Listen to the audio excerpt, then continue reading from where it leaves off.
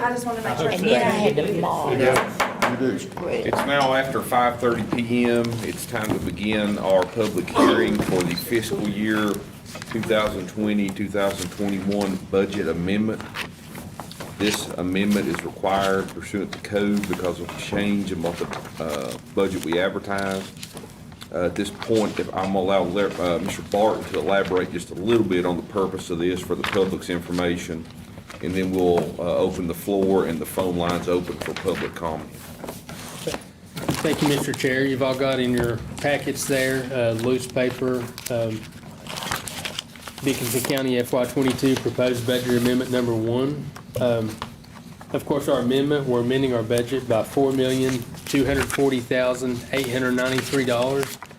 The bulk of this is going to be for the CRF, the CARES Act funding that was received earlier in the year of $1,390,552.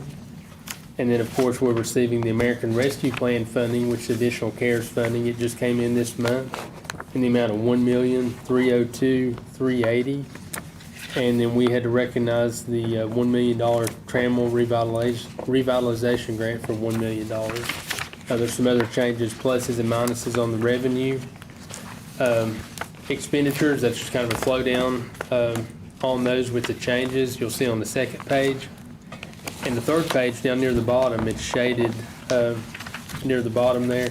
That is all, if you recall, when we done our fiscal year 22 budget, we had to start accounting for our health insurance instead of one non-departmental line item backed by department. And that was splitting the insurance back by department as it should have been per the auditor's request. So again, our expenditures match our revenues, $4,240,893. So if any of y'all have any questions on it, I'll be glad to answer those or give any more detail you need. So. Does any members have any questions or comments? If not, then I'll open the floor up for public comment in regard to the budget amendment. And I'll also open the phone line. Excuse me. The phone line is 276-333-0357. If anybody would like to make a telephonic remark on the budget amendment.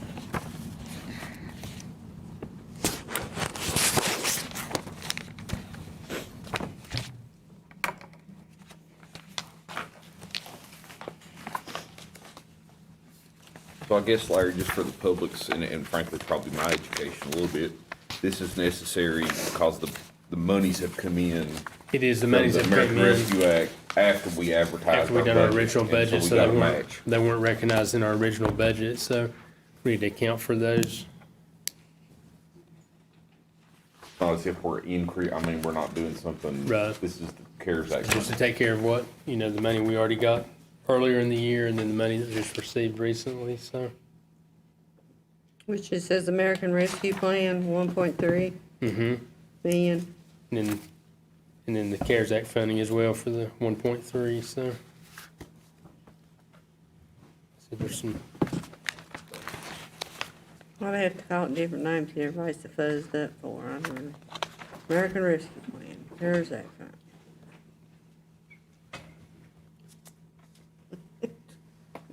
Different administrations has different names.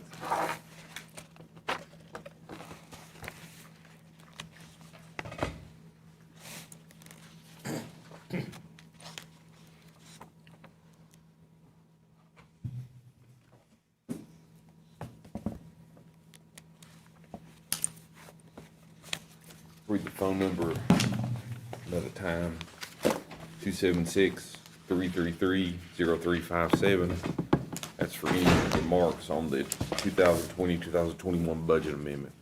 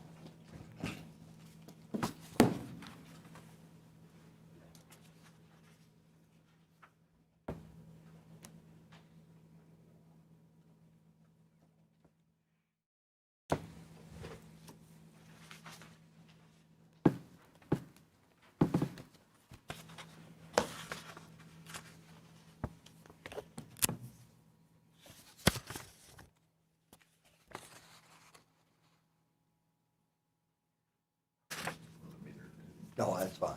I'm not, I'm good with that. I'm just looking that way.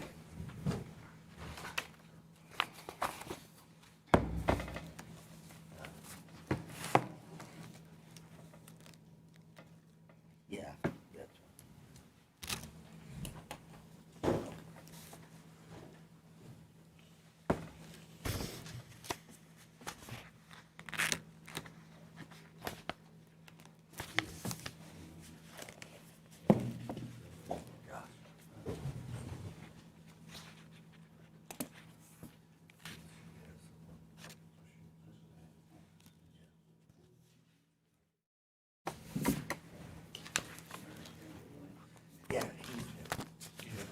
Mr. Chairman, if there's no comments on the public hearing on the budget, I'll make a motion, we go ahead and close.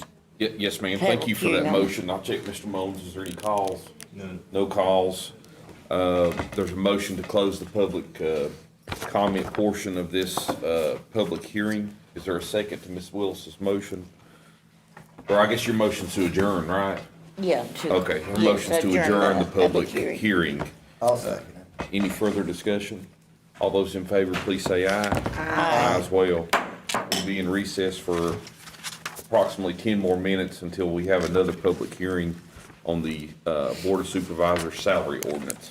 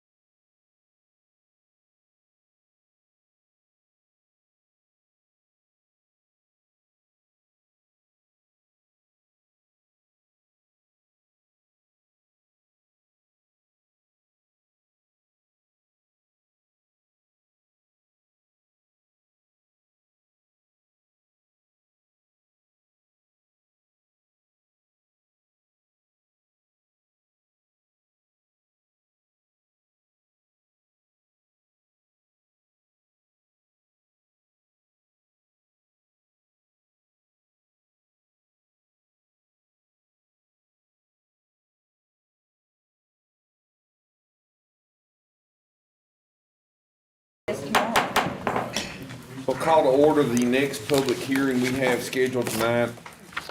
This is the Board of Supervisors salary ordinance. Mr. Barton, if you want to just elaborate a little bit on that and inform the public what this is, what's We going get so on. rich. And then we'll receive any public comment that there may be.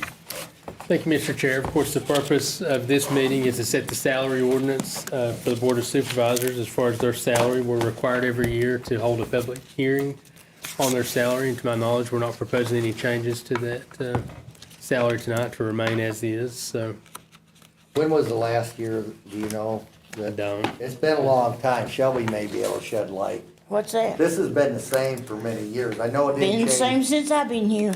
Yeah, that's what I thought, so. And we're not proposing changes like you said, but it's good to know I that. think we, 14 years right now. Been the same.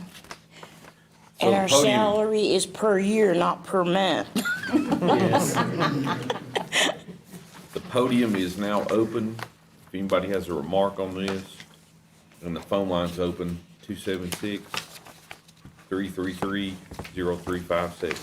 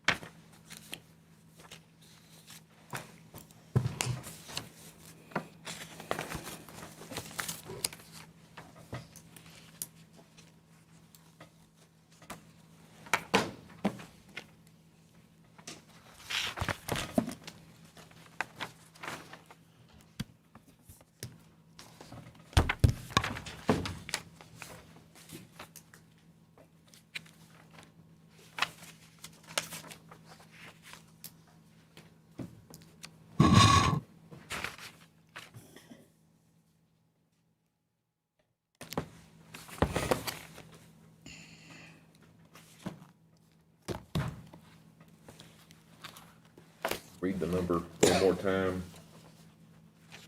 276-333-0357. Somebody wants to make a telephonic remark.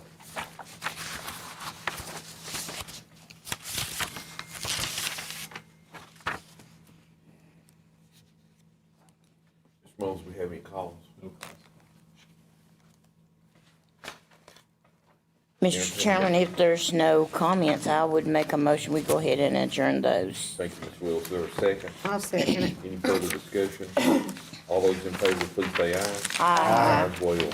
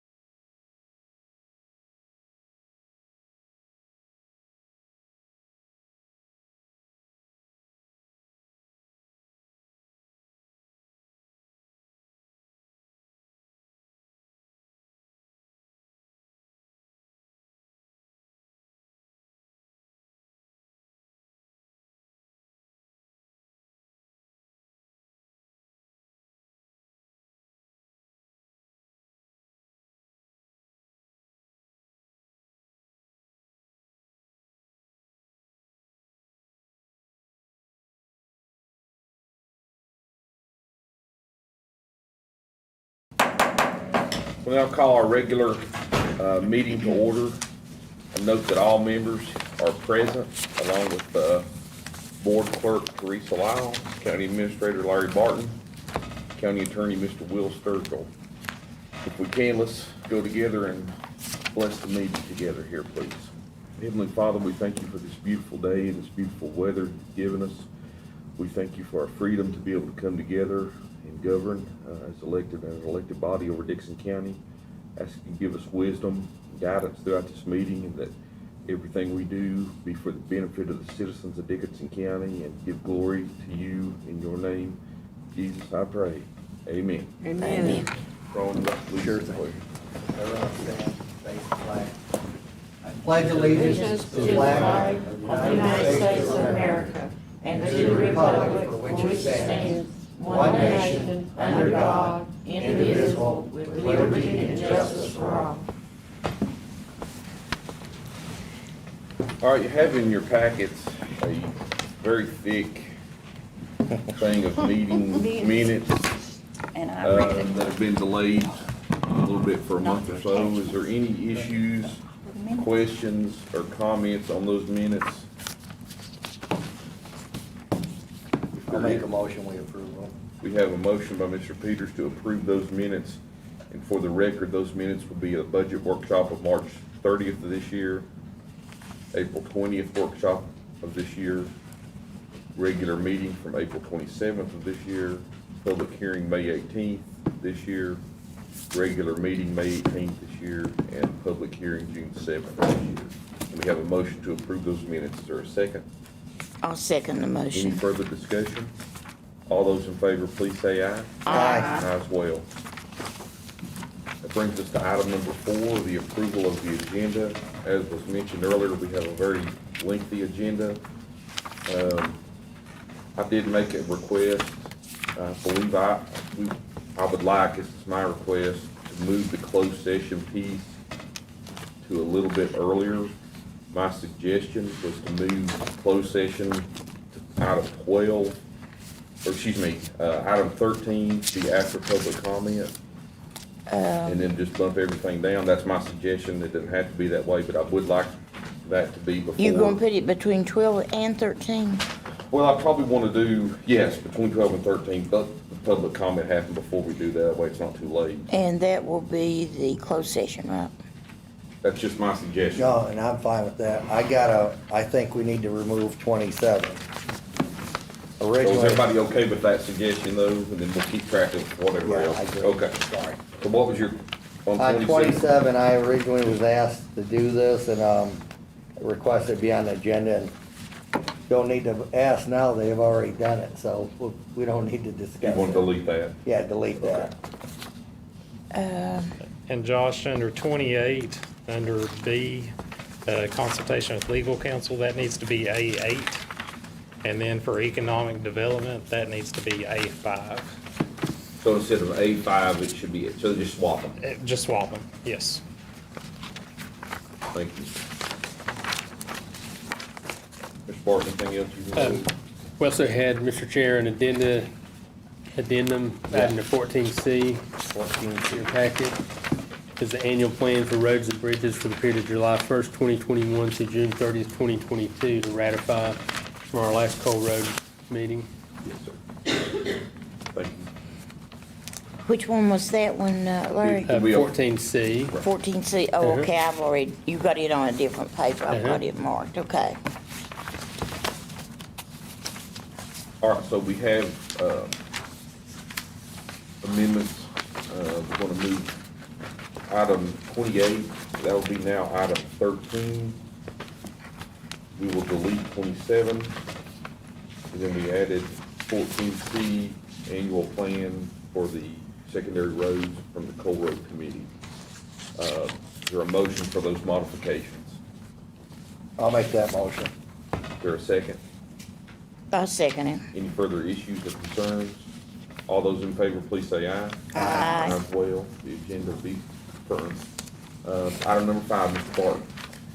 Thank you, Mr. Chair. I have the county administrator's report for the month of April, and then just today, the treasurer's office had finished up the month of May, so they brought that information, so I have that as well. We'll start out with the month of April, general county fund. Our revenue year-to-date was $21,361,549. Our expenditures, let me back up. Let's just do the month of April 2021. Revenue be $1,412,775. And our expenditures for the month of April would be $2,389,162. For the month of May, general county fund revenue was $2,391,748. And expenditures, $1,905,871. With our year-to-date revenue, $23,753,297. And our year-to-date expenditures, $26,877,315. Moving on to the local coal and gas road improvement fund. For the month of April, our revenue was $463,746. Expenditures was $81,585. For the month of May, our revenue was $253,592, with expenditures of $214,351. Our year-to-date coal and gas road improvement fund revenue is $2,959,103. Expenditures $2,512,903. Lastly, we have our E911 fund. For the month of April, our revenue was $20,368. Our expenditures was $76,252. For the month of May, our revenue was $20,368, and our expenditures were $41,345. Year-to-date for E911 fund, revenue $453,818, expenditures $538,026. Does anyone have any questions on those? Thank you. Thank you, Mr. Barton. You want a motion to accept his Okay, report? yes, ma'am. Is there a motion to accept? the I'll county- make a motion that we accept his report for April and May. Any, or is there a second? I'll second that. Any further discussion? All those in favor, please say aye. Aye. Aye as well. Mr. Barton, expenditures. Okay. Thank you, Mr. Chair. Moving on to our expenditures for the month of May. General County Fund, we had total expenditures of $822,059.74. Our Enhanced D911 Fund, total expenditures $41,345.41. And our Coal and Gas Road Improvement Fund, total expenditures of $300. $300. And nothing in drug restitution or CARES Act funding, so. Thank you. Any questions on expenditures or discussion? I'll make a motion that we accept his report. I'll second. Motion to accept and second to approve the expenditures. All those in favor, or any further discussion? Our expenditures are the bills that we need to pay, correct? Yes. Yes, ma'am. So we need a motion to pay our monthly expenses. Yes. So we have a motion to approve the expenditures in a second. Any further discussion? All those in favor, please say aye. Aye. As well. Item number 7, roads. Hope this is a quick one. Start with Ms. Willis in the Kennedy District. Anyone in Kennedy District got a road concern?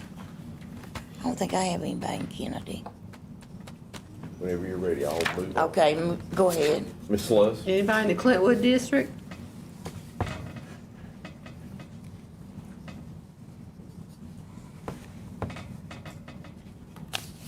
You good? You okay? Good. Ms. Kaiser, Irvington District. Yes, Irvington District. I've had some that I have called in that people's called me at home or send me a message. I do but too, but sure had one yesterday. You okay? Talk to You good? Mr. Stewart today. You good, Ms. Kaiser? Yeah, Ms. yes. Peters, Sand Good. Lake District. Okay. You know his Delano, brothers are sure. anything? I know the weeds are high. I see it all through the district. Grant, yeah. Yeah. It's his So they're brother. behind. I know that. Yeah, It's not his where you're at. Well, get some more, so. Yeah, we better start getting some goats or cows or something to walk the road. I've got to go to, you get a lot of packed like turn metal for about a week. I know they're mowing about every day because they've mowed Just not on Rush Creek. We don't want a log jam and traffic on our it. ridge. Scotty, you got anything? Okay. No, I'm good. I'll add some if you don't mind. We've Oh, got- yeah, you too, Joseph. We've got some, I mean, and of Yeah. course, it's just some edges that are dropping off. If you fall off the shoulder, they're pretty deep where the. Yeah, I went and looked at some yesterday. The patchwork coming off of the ridge into Clinchco. We're at our- Clinchco from, I'm on Big Ridge and coming down to yours. The bridge has been patched very shoddily. Okay. Any specifics up on Big Ridge? VDOT gets to drive around, they should probably take that meeting. I think this would be good. Well, I'll They tell don't take you, care unless you call. you know, it used to be we called Fremont and that, but they're getting more and more rigid where they want you to call this new number and log it in. Yep. And I'm that's getting the ready to read process it, they're I'm gonna following. read it off. What's that? I'm gonna read that number off. Yeah, Call do that, Salem. do that.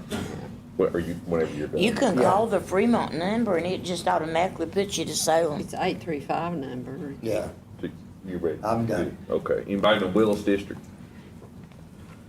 So, we've been on the board, Rhonda and Peggy and I, for 18 months now, and roads have always been something that has baffled me. You know, everybody wants to bring the complaint to us, but we don't have a road crew. We can work a cemetery road. There's some roads where if there's more than 3 homes, we can work. Other than that, we have no ability to control what VDOT does, where they do it, and how they do it. And I've called our legislators many times to try to get movement. Sometimes that works, sometimes it doesn't. But every VDOT person from the top to the bottom has told me the number one thing for citizens to do if there's any issue with a roadway is to call this number. And this, when anybody calls me, this is exactly what I do, is I call this number, give them the address, and have had pretty good luck with at least getting a response. And that number is 1-800-4ROAD. And an actual person will answer the call. It's a person that is, from what I understand, a VDOT employee. They get your physical address, they get your name and your number, and they promise a response within 72 hours. The past few times that I've used this, the VDOT representative has gone and met with the person with the complaint. So if you have a road concern, certainly you can call us. We're just gonna call this number too. It's 1-800-4ROAD. The amount of time I spend just answering road concerns is astronomical when I have very little say-so over anything to do with VDOT. So, but Once they get the order, it's usually, they tell them 30 days to repair it once. if they can repair it. Yeah, if it can be repaired, But they it's 30 guarantee a days. response and Within in person. 72 hours, yeah. 72 hours, well, don't guarantee it, but they like to Yeah, get they a person will. there to meet with the complainant within 72 hours, so. And they give a control number too. Yeah, They'll text it to you. or email it or whatever. Yeah, or email. Here, another number for that too is an 835 number, 835-8628. And by all means, I'm sure this is the same for the other supervisors, call us, because we can, we wanna make sure you're taken care of. But it is literally, we're being turned away from Fremont now and told to call the number. So, That FOR road. It's 1-800-FOR road. Who come up with the big idea to bring somebody here from Northern Virginia to run our department of highways here in Fremont anyhow? I don't know, but they Wasn't did, that us. was internal to VDOT. They stuck a drain pipe in down there, it sounded like it's a church there, and they 6 or 8 inches, that drain pipe sticking up above the hard top. What's gonna happen when somebody goes over that with a load of gravel or something? Do you I'm wanna glad you take? mentioned that, Josh, because the new guy that Delano was talking about is over the Irvington, Sand Lake Yes. area of the county. And that's what he told me when I called and talked to him one day was, tell your citizens to call this number and make that report as well as you. What's the address of that, Delano? Yeah. What's the address of what you're talking about? Is that at the Where he Primitive lives. Baptist Church? Sam Lake. I'll go look at it. So we'll call that number and give them that address. Yeah, It's a flood area there, and It is. there's not a lot you can do to keep it from flooding, because the river backs up and washes it. But they put a drain pipe coming out of that holler, and a drain pipe coming out of the other holler. They put the small pipe above the bigger pipe, and it's simply gonna make matters worse. I don't know if that fella was very well educated on the mountain roads or not, really seem down here, they don't seem to be. Because little pipes took up 4 inches or 8 inches above the hard top. One of them. Jerry Thomas called me about another pipe they need coming down from, I can't think of the name of the road, Jet or something like that. The road that comes down from the side of the church that would help drainage, so I'm working that. I gotta follow up with Daryl. They put several pipes in, but I Yeah. can't understand why they leave that pipe. VDOT that never- far. No, I agree, but the Just pipe one I'm inch talking about, difference in VDOT won't touch because And I it's get on phone a, calls all the time for VDOT. not a state road, so I'm trying to work it through the county. So the number, again, 1-800-FOR-ROADS. It's 1-800-367-7623. Josh, one thing I saw today, I told Larry to mention a minute ago, I can't find it back on Facebook. There was an announcement today by the Bristol Herald Courier that Commonwealth Transportation Board had approved their budget. And that budget gave $90 million to the Bristol district for projects. And normally they only get $20 million. And in looking at it, Dixon County had one project, and there was a good bit over $5 million for the traffic circle on Route 83. That's good. So at least it's out there. That's great. Yeah. When was this? That, I just saw it earlier today, and I can't. I can't find it either. I don't see it. All right, is there anything else on roads? We'll move on. We got a guest, Mr. Goldsmith. You're number 8 on the agenda, sir. The floor is yours. Thank See, you, he Mr. gave us some Chairman, papers members too. of the board. Mr. Barton, appreciate the time on your agenda this evening. I'm Rob Goldsmith with People Incorporated, here to present to you our most recent annual report. You should each have a copy of this. This is for the period that ended June 30th of 2020. So from my perspective, the information is a little dated, but it takes us more time than I'd like to get information together to turn it into a report and then to get around to each of our jurisdictions to present this. My hope is that my successor will do a better job and get it to you a little bit earlier in the year, but this was a busy year for People Incorporated. Overall, we had the largest budget we've ever had, about $25 million. We served more people than we ever served before, over 11,000.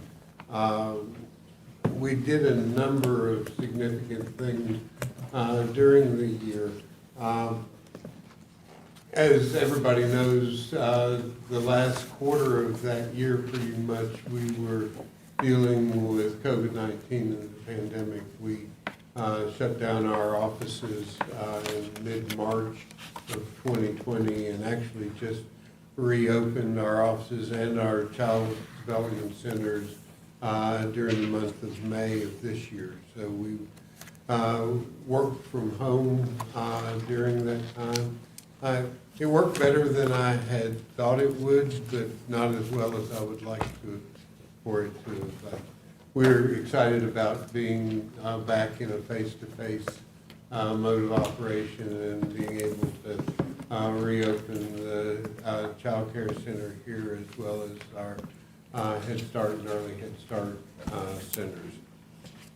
I want to start by thanking you for appointing Peggy Kaiser to our board of directors. She's a great board member. She's active, she's engaged, she gives us good ideas and good guidance, and we appreciate that. She's gotten off to a quick start on our board. During the year that this report covers, we provided financing to 3 small businesses here in Dickinson County. We provided financing to a couple individuals on personal loans. One of the people that we provided housing counseling to was able to become a first-time home buyer here in Dickinson County during the year. We put a lot of effort into helping people weather COVID-19 during the period that this report covers and then on since that time. But during the period that this report covers, we provided rent and mortgage assistance to people who were at risk of becoming homeless or losing their homes during that period of time. We had a special loan product where businesses could borrow money up to $50,000, and the Small Business Administration would make the bulk of their payments for them.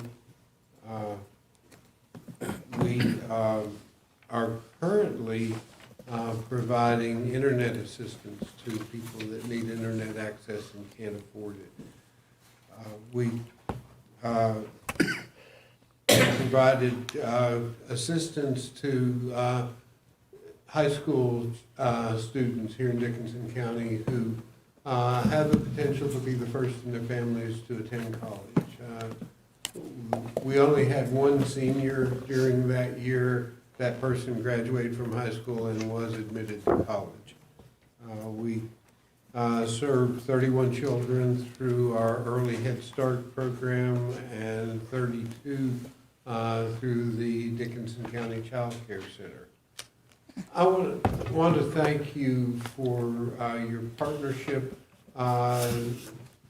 The county replaced the flooring and did work on the heating and cooling system at the daycare center, which helped us to be able to reopen it in a safe way. It had originally been built with carpeting on the floor, and during COVID-19, we came to understand that wasn't the most hygienic kind of floor covering. So we replaced the floor covering, or you did it for us, and we really appreciate that. We helped 22 individuals here in Dickinson County to get jobs during the course of that year. The big project probably for us is the Tremel project. And again, I want to thank you for your partnership. It's going more slowly than we'd like. It's challenging right now to get materials, and it's even more challenging to find contractors to do the work. But had it not been for the county stepping forward and providing training to contractors or arranging training for contractors on lead safe practices, it'd be going more slowly than it is. So we thank you for that. We have recently reached, agreement, made arrangements for the installation of the curb and guttering and sidewalks in the community, and worked with Point Broadband to provide broadband to the people living in the community. We've completed one reconstruction. It's a new house on an old foundation, I think, and have another one that should be finishing up next month. We're in the process of bidding for more rehabs, and hopefully we'll have enough contractors to get those done in an expeditious manner. That's pretty much it. We provided case management to families with young children, to help them find medical homes, dental homes, and to get preventive health care. So that's pretty much what we did during that year here in the county. The big thing that I'd like to do now is, I think this is not an introduction, but present to you People Incorporated's next president and CEO, son of Dickinson County and 17-year veteran of People Incorporated, Brian Phipps. Join me. Brian will be taking over the reins of People Inc. starting in January, and it gives me a great deal of comfort to know that someone with his passion, someone with his knowledge and his great judgment will be running or trying to run roughshod against other people at People Inc. And it's great to have someone from Dickinson County and from Southwest Virginia in that position. So that's our report. We'd be happy to respond to any concerns or field any questions that anybody might have. Congratulations, Mr. Phipps. Congratulations.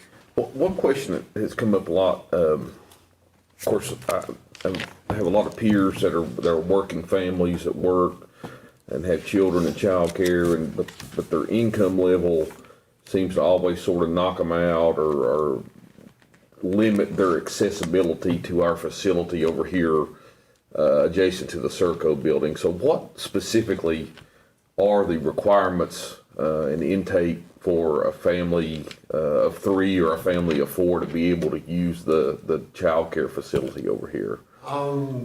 I think our priority is that they're working or in school, but I don't, there are subsidies for people in some income brackets, but I don't believe we turn anybody away. Well, I've made personally probably 3 applications and never been able to get a spot. Please, let me give you my cell phone number. Sure.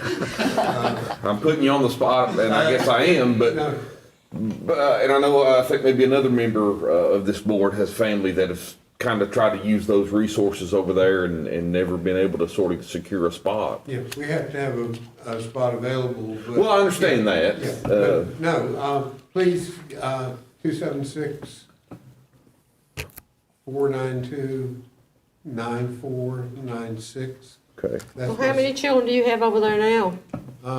32, I think it is. And is that considered, I was looking in your manual, is it considered early Head Start, or is it just considered a child care facility? It's both. Okay. It's both. Now, there is, for early Head Start, there are income guidelines. And for early Head Start, it's 100% of the federal poverty level is the income guideline. Okay. But for fee-for-service childcare, there's not. So please give me a call. Yes, sir. Thank you. We'll get to the bottom of it. Well, I'm just gonna speak, I've been pretty vocal about it myself. My sister has 5 children, and all 5 of them have went over there. And the last one that went couldn't go back because you shut your doors, and so she enrolled her in the pre-K, and she's not going back. But my problem being is this, I'm very in there and out to pick up her children, and I didn't see any kind of educational thing being done with the children. It was more or less a babysitting service. That concerns me, because she was paying, I think what she paid, because she didn't meet any of the eligible, it was like $100 and some dollars a week. Right. I think that was the average, and so it's not like I don't have any, I've had about 13 years I've been going in and out of that building. Yes, ma'am. And for the last, and I'm not trying to be very harsh on your I mean, I worked with People Incorporated in many years of the health department when Kathy came over here and y'all built homes for people. But what I have seen at that daycare center in the last 5 years has been not good for me. I mean, I would go in there and I'd walk through, there were hardly any kids there, to be truthful with you. I'm surprised you said 30, but it's such the guidelines are such that people at Serco can't afford to go there. Now, I understand that point, and I don't argue or disagree with you. It's a challenge. I did an analysis of several years ago now. We were charging $110 a week for toddlers. That's a steal. And To me, it is. I mean, I Well, know, a lot of well, people in this county can't come Well, up with I know. $110 a week if they've got 2 children, let's just say. for staffing, it cost us, at that time, about $250 a week. I just think $20 a day. It's, the economics of running a child care center are bad probably babysitter. everywhere. In Southwest Virginia, they're awful. Yeah, I understand that. It's bad But- everywhere. But we try and do a good job. I'm sure there's room for improvement, and I'd love to get, I appreciate this feedback, and we will look into it. The state instituted a rating system for child care centers, and it goes from 1 star to 5 stars. This Dickinson County Child Care got 4 stars. We thought within striking distance of raising our score to a 5-star, which does not mean it's perfect. It means that relative to a lot of others, it's better, but let us take a look. In early Head Start, we use a curriculum called the creative curriculum, and I know many school systems use that also. I'll have to check and make sure what we do for the fee-for-service classrooms, if we use that curriculum or a curriculum for those children or not. I will check into that, and we'll be in touch with you. Maybe what we could do would be to have an open house there and have y'all come over. Well, you Well, have, that's what I'd like the to look- facility's not the problem. You have a beautiful facility. I mean, you have a kitchen, it's a $500,000 kitchen. That's not the problem. The problem is you don't have, or what I've seen, you don't have adequate staff to teach. Well, that's everywhere now, but They're not teaching them, well, if you've got 2 kids, she had 2 kids there at one time, so she was paying probably $200 a week. Right. When I'd go in there to get the children, try to get something they'd done that day, nothing. They hadn't been taught anything. How old were they? Oh, like I said, she's got 5. One's in college now. She's got one that's 5 right now. But she had 5 that went there. And it's not like I'm not familiar with the facility, because I am, because I was in now there. But it has since in the last, I'd say 5 or 6 years, or even before, it started going down in teaching the children, one-on-one teaching the children. It became a babysitting service. Instead of a teaching facility, it was more like a babysitting service. which is what I'm trying to figure Well, out. You that's have what you want. multiple components though. We Bruce. do, we do. And then I know Rhonda has a lot of detail and experience. I couldn't even get in the door. I don't guess was my understand that at question. all. Well, yeah, Because we would know, I know people that didn't work. right. And they had spots in the daycare, and here me and my DSS wife pays for work them. 60 hours a week, and we can't get a spot. So how did it make sense for people that didn't work to have a spot, and people that did work couldn't get a spot? So and I don't know, and maybe there's a reason for that or whatever, I don't know. I know we have some clients who are referrals from the Department of Social Services, their clients. But And that could be, yeah. I'll look into it. Thank you. And I got a couple of questions, if I may. Yeah, go ahead. One question I was gonna ask is, what is your capacity, Head Start, and your capacity? And that's good, that's where I was I going to get. think, I'll have to, off the top of my head, I'll give you a wrong number, I apologize. And whether it can grow, It's about 70, I think. whether there's space to grow is what I'd be curious No, I would of. think There there is is. some extra space there. And then the other question I was gonna ask, kind of related to what Rhonda's talking about. one part is childcare, so that's probably what I would expect. And then the Head Start would be where there's education, right? Or is that education on both sides? I think it's probably what you're describing, but I need to confirm. Yeah, that's what, I just wanted to clarify, because that's what I was thinking of when I heard this, is, Head Start, I expect there'll be kind of a teaching role there. Right. But then there's a need for childcare, and you do Well, that. Kids Central does Head Start, don't they? But there's a serious need for accessible childcare, and like you said, though, it's not profitable. I mean, I understand that. But childcare for working families in Dickinson County is very needed. It's I mean, critically important, and, you know, my hope is that there may be some money available in the next year or two to subsidize that kind of thing. Yes, sir. Make it more affordable. I would like to see, as you said, I'd like to be you or whoever's over it now. Who's the main person over it? Well, it's me, Amy Thompson. No, I'm talking about over here every day, day to day. Stephanie, Thank you, yeah. is it Stephanie Stephanie? who? Yeah. I can't think of her last name, but I think her Well, first name is I'd Stephanie. like to walk through and you show me what you're doing, really. Do they have summer programs too? No, they wasn't open, they've been closed. They just now opened up a little Yeah, while ago. we've- Yeah, In- but Just in we the do last offer month or summer so, for yeah. school agers. You were closed for how many months? 14 and a half, I think. That, 14 and a half, 15, somewhere in there. It was a long time. Sure was. Do you offer a program, or will you be offering a program like that parents may drop their school-age children off that may only be there 30 minutes? Before and after. They used school. to. Yeah, you did, I know I Yeah. have friends They that used use to do that. that. That's a Yeah, good no, we do thing. that. Okay. That's- My granddaughter, that is 17, was when daycare opened, and on Tuesday after Labor Day, she was one of the first children to utilize when you first opened 17 years ago.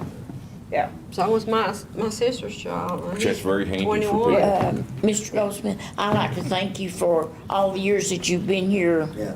and come and enlightened us on the board. And I said, I remember one time you come to a standing room only in the old courthouse over there. Do you remember I that? do. And I appreciate you coming. And I have used People Incorporated for several different things that I've called about, and your staff has always been very helpful to me when I called. And if they couldn't help me, they gave me the number that I needed. And one thing, do y'all still receive the money from AEP? Like, you can add money to your account for neighborhood. And when I called about that, they said you all used to receive Yeah, those we things. don't receive You don't that. receive those anymore. Does Kathy still work for you? No, Kathy she- Shearer, was that her Yeah, last name? Kathy Shearer, no, she wrote a book about the Dade community about probably 15 years, 16 years ago. And she left us after that. She went into publishing. She did several of those books. But, so no, Kathy hadn't been with us for a long time. Well, you did have office here in Clintwood, you shut it down. You had office in Buchanan County, didn't you? We still do have. You have one in Buchanan County? And we've got some staff that work out of the child care center here. Oh, really? Some offices there. I heard you say something about helping people that couldn't afford internet, because I've had Yeah. several people say they can't pay $140 or $100 a month for their Yeah, internet. we send out information to the Department of Social Services and other non. So you do help people pay that with their internet? I would say they have to meet a criteria income. also. Yeah, well, some of them do. They're low income, and you say I the met- Department of Social Services? They could refer them to us, yes, ma'am. I met Amanda in Lebanon several months ago and picked up about 1,000 brochures, and she printed 100 in Spanish and brought them and turned them into the school to send out with their the food bags that they gave out, so that all parents would get a paper on the internet. So, I mean, I did that. Thank you. Yeah, we've tried lots of different ways to get word out and get applications through partner organizations. And I too congratulate Grant Bryan on his. Yes, new job. absolutely, Yes. congratulations. Do you still live here in Dickinson, Ken? I live in North. Okay. Very nice to meet you. Thank you, Mr. Goldsmith. Anything, have anything else? Thank you, sir. Thank you. Thank you, congratulations on your retirement. Yeah, thank you for coming. Next up, Mr. Purdy.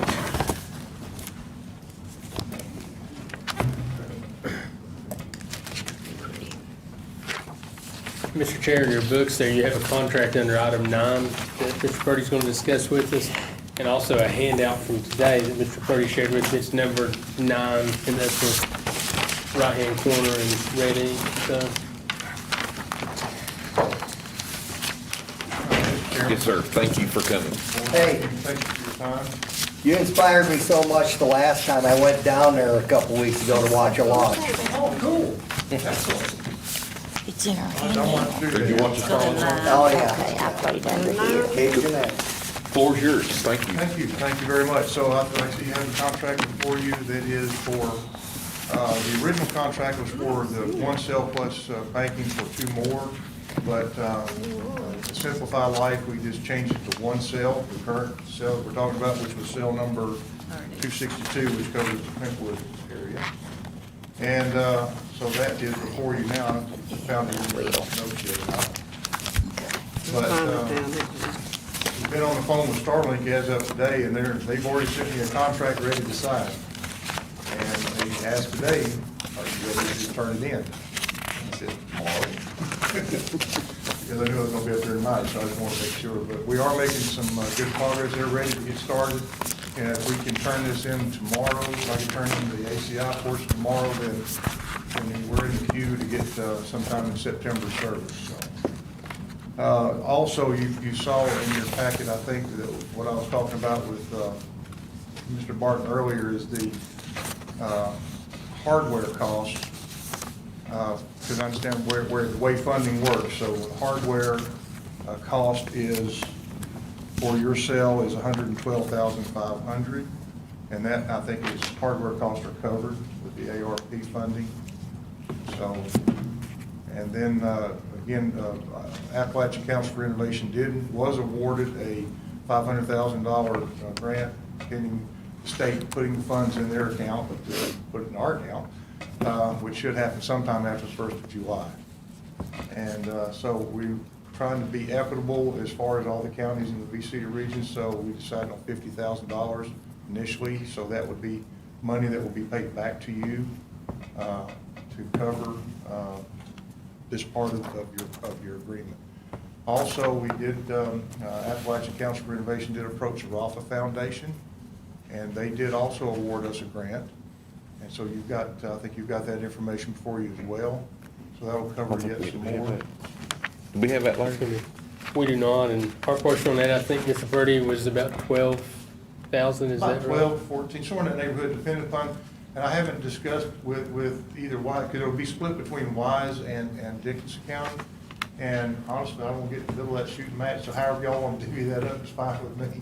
So Rafa, it's a matching grant that would go to this 200,000? It'll go, yes, it'll help buy down your 200,000, so. Very good. There's also a 5th cell. Starlink said we got room for 1 more cell. And I talked to Mr. Barton about this too. And it covers the South Dickinson area, South Dickinson County area is also, it covers part of Wise and part of Russell. I thought, well, okay, we can split that 3 ways, however y'all want to do that. Again, that would be negotiations that y'all can work out, but it just needed, if we're agreeable to do that, you would be prorated, so it wouldn't be the full cost of the cell. It'd be prorated down. So a cell would run you 66,000 and change, 66,600. That portion of it, so that'd be for 20 accounts in other words. So you did 20 more accounts on the south side of Dickinson County. That wouldn't be in this contract, That's though. not in that one. I'll get you another one for that. And that would, you say toward Dayton, is that what It's it's? down on the. No, the south, so it'd be like south side, yeah, it's, down towards Clintwood, there. Red Onion, no, let's see, No, yeah. not Red Onion. South. Shelby's district. It would be like the Wise County Yeah. side. Okay, yeah, if it's Russell, it'd be like West Ain't area. Now, these other cells, when do we have to have something in writing contract-wise? For the additional sales? Yeah, and That that's we're talking new about one. for next year? Yeah. Where's this sale going? The 60 accounts. Yeah, 60 accounts per sale. Do we know where this sale is gonna be in Dickinson County? It's when we looked at on the map, it's in the Clintonwood, the western side of the Yeah, county, yeah. covers Clintonwood and around, Yeah. Yeah, Got yeah. Pound River. Well, I mean, I'm very grateful. Is this 60 for Pound River? I don't have that map. it'll be on me, for, but- of course, school-age children is the priority for these. School-age children without access to internet, it would I've benefit turned in them. about 3 names to you, but got Yes. 3. And I've got those. We're gonna sit down and discuss. I've got some more, I guess. The, what we're paying, I This is mean, where we as far are. as. We have to look at the service breakdown on this. contract and how we pay. Yeah, as far as the contracts and things, and that's what this second handout, Mr. Purdy's trying to help us break it down, because with our American Rescue Plan funds, we can pay for broadband infrastructure, but we cannot pay any cost of service with those funds. So and- we'd have to pick that up. Yes, And and then that's, as we discussed this previously. Well, potentially, we would. If there's gonna be a contribution and yes, the that's what we other have to look thing, at from the and I don't think it engineer. would go in here, but we'd also talked about, we would own the equipment, the county would. So we need to clear this to make sure that. Exactly, and if they 'cause terminate they- service, we then it have would be our someone shut equipment it to off, give then to we get our somebody else. equipment back. So that's not in the contract as we see it now. No, and it wouldn't be in this contract. I Right, think no, that would be that's in, not gonna be an issue. Is this gonna Yeah, pay but- for service for a year or this, for 2 years? for 2 For this $200,000? Mr. Sturgill, have you reviewed the contract? I have looked at the contract. Do you have any sort of thoughts or opinions on the contract? As far as the contract itself, it's pretty straightforward. It's just a question of, like, I guess, the funding, dealing with that end of it, and Yeah. what would be, approved and that sort of thing as I far as think we're safe to infrastructure. do the one, get it rolling. I think so. I think, Yeah. I'm just very I excited. guess I'm ignorant about this thing, but does the sale just go in a certain area? I mean, Yes, ma'am, they pinpoint a center, and then you go a 6.5 mile radius around that center, so it's 13 miles across, it's just a circle, if you will. Right now, that's the way that Starlink engineers have got it devised, and so well, this- we wouldn't want it to overlap what we already have, is that correct? it won't overlap. They've got that factored in so it doesn't overlap. That's, it they doesn't got all overlap. that. As Starlink sales go. Well, I Companies that think we'd sent out before, it would be- you would actually want it to overlap so there's complete coverage. Well, at some point. But you're it will get centering there. on, It's 262. population centers. Right there. However they This figured is it out. sale, Yeah. this is the It sale. will This would be the eventually one that we could overlap, there's no gain, question. the extra Right 20 now, would they've be got down capacity to here. handle. This This must is the first one, be, we get 60 there. and Well, Have she you read, said have in you my reached out district, to the school, so, Some of this They is don't want to to the do school that. system from their CARES funding or anything that they The may school get? system won't help That you. will Except help, maybe 72. help pay for the monthly fee if we go the other route, or, okay. Right, I have not reached out to the school Peggy, system here yet. Laura but I- did. Larry did. oh, okay. I have spoken with the school division. I had a couple of phone calls with Superintendent Robinson and their technology director, Mr. Wallace, and they were very interested in the first conversation that we had in participating. They have a lot of children that are unserved. We've talked a couple of times through that, but in the end, they come back and said if they participated with the cost of providing service and with their guidelines through, they would have to do filtering of the content. And there's an issue with some of the school divisions that mentioned about E-rate funding. And so they cannot participate on that. And they also indicated with the ESSER 3 funds, they're looking at putting additional money into the school, the $5 million. So Why would they have to filter content? We're not gonna be filtering There, there's content. Miss on this. Dane. No. They just said if they were paying, Ms. Robinson had indicated to me that if they were paying for the cost of the service, there was a concern they would have to be able to filter the content that came through. But I would think you would be able to set up a contract Filter so the that content. it's between the people that are getting What the does that service mean? and Starlink. One, and I think this may clarify some. This money is offering access to high-speed internet to 60 households. Correct. Now, of those 60 households, they don't have to take it. But if they did want to take it, they would be responsible, or us, or however, but somebody's going to have to be responsible for purchasing the equipment, or is that included in this 200,000? So if I'm in one of that 60 people sale, and I call Starlink, or I call Dickinson County, and I say, I want this internet, what am I obligated to do to get that myself as a person? You just call Starlink, it's. But I mean, do I have to pay for the equipment? No, we're, that. So that's in this 200,000. So if you're in this 60-person sale, you're getting hooked up, Yes. if you want it. Yes. I Well, think this is no starting brainer. when- Well, wait a minute, because it's only 60, I'm thinking we're gonna wanna kinda steer this towards households that have the need. Well, that's what we're, it's, That's what And- this school is. ain't showing number No one. way of paying themselves, you know, Got 'cause one that's they're, got 6 Well- and children. if they don't already have it, too. You don't wanna waste it if they already have internet service either. That would be correct. I mean, this is again for underserved or unserved. Yes. So You're logistically, right. Meet the another criteria. logistic Yeah. question. If, let's say I am one of the 60 that's in the sale,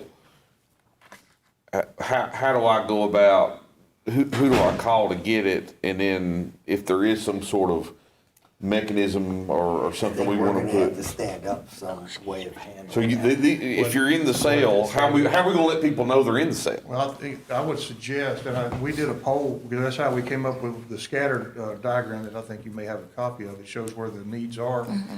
And so it's, the school system has this information already. They've already done a poll. That's how we found out the need was. In Dickinson County, this was about 9 months ago, I guess, maybe a little less. We earmarked about 383 without or underserved, one or the other. I think we do have similar data with that study we did too. We do. Be 652. Because we got it from the school. Yeah, exactly. And that's where this That's Oh, came from. Ralph So, Stanley yeah. Highway 650. So I think the need, I think that's already been identified. I think it's just a matter now of just getting, and once we ink the deal with West Starlink, Side which needs like it that. everywhere. You can do tomorrow. Yeah, it's gotta be done Well, tomorrow. we gotta do this, I think. Oh, I agree. Then they're gonna want names and, or addresses, so they can start matching up their hardware with the location. So Larry, just to be clear on our end, we're gonna be committing American Rescue Funds in our new deposit in the amount of what pursuant to this contract? We are going to, I had my sheet here. 37.5, is that the way I read it? No, that would be the local county. We've got to figure out the 37.5. I mean, I'm and that sorry, could be, the 112.500. yeah, 112,500 would be that, and then the Vecita 50,000. And then the 37,500, we've talked in some of our groups in the past about, like Comcast Essentials is like $10 a month if they're meet certain criteria, like if they receive certain benefits, that the county could do some sliding scale type payment for some of the individuals and things as well. So there's, we'll have to look at our 37.5, how we're going to fund that portion, so. So it's the best thing to have these people call you, I'm not, Josh, We'll I'm have to work gonna, through the schools. how are we gonna know, how they so- gonna know if they're in this sale? The school. Yeah, I mean, that's a Your legitimate zone is question. identified, so it's a matter at the school system point, they can look and see by looking at a map, just like what I've got here. You know, they can look at, and I sent you, I think, did I not send you the? He circle gave me diagram? this one. No, you and I Okay, read that all one right. Very hard today. to I got one that'll be a little bit more specific, I'll send to you. I can take wanna my help map us? and go by It's a this and I Google can word. go where it's Yeah, at. Google. I'll talk about it in our place. How about this one? Okay. Well, back to the money, Larry, though. Yes. Just so I'm clear, by approving this contract, we would be, and I have no problem with it, I wanna do it, I'm not, but I wanna just get the details of it. Why is it that we have to do the 37.5 outside of the American Rescue Well, Fund? with our American Rescue Plan funds, we can only do broadband infrastructure on that. We can't pay for the cost of Oh, I service. see, so this 37.5 would be the, Towards the cost. Right, the The service, and hardwire. Mr. Purdy is able to get with Starlink and kind of provide this document today because it's kind of like a cell phone, you indicated, right? It's kind of subsidized. When you get a cell phone, you know, the cell phone is $1 in the contract, you know. exactly, okay, That's that makes also the sense. portion, Josh, that we could, if we think that they should have skin in the game, we could lower that cost. Exactly. Of course, we got to Because adjust we want to this. incentivize them to stay in the program With too. the Well, then I'm for this, I mean. Yeah, I am too. We have to adjust this with the fact that Point Broadband's coming, it's coming from east to west. Well, And we're working the opposite direction. Point Broadband's coming. Yeah, right so now. this will be 2 years ahead at best of them, probably. Yeah, I'll tell you, at the meeting the other night, we didn't get no info on Point Broadband for You didn't? Nicholson County. No.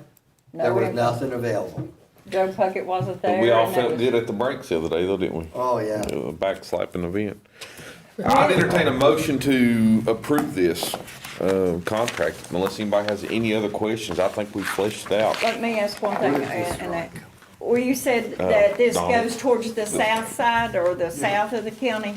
Will that include anything like for Hazel Mountain? Because Trammell and all of that is we're on the south end.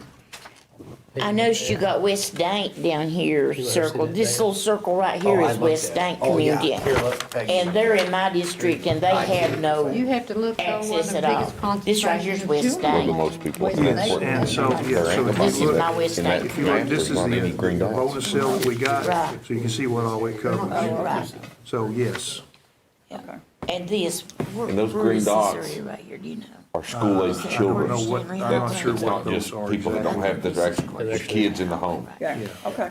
I'm not real sure, I just know that there's. Because I know dangers, Hazel Mountain you know, right has- there. We don't have. That's Trouble West with Dank. internet Yeah, and. they'll- There's a amount does, but they don't have many green dots in there. there. Because there's not many Maybe children. more needed Could be. to have, so we should try to.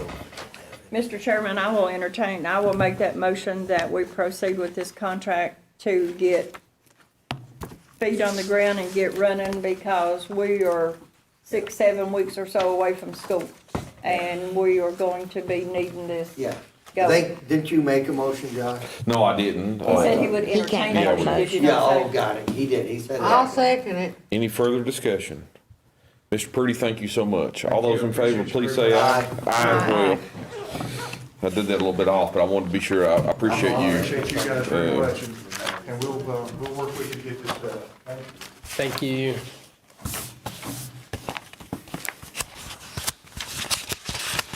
We've spun our wheels for 18 months. We gotta I'm get hoping this moving. can Oh, actually it get can the get internet so in some homes. discouraging, I'll tell you that much. All right, item number 10, Mr. Boyd, you're up. Is this his, that he gave? I think so. Feel like I can't get nothing done. Nothing. Thank you. Good evening, sir. Good evening, everybody. I got to talk to 3 of you on the phone and reach out to a couple of you, trying to lay low and work on a project with the SCORE Association, business mentoring, to help people start businesses. Unfortunately, I'm doing a lot of work away from here, not a whole lot down here.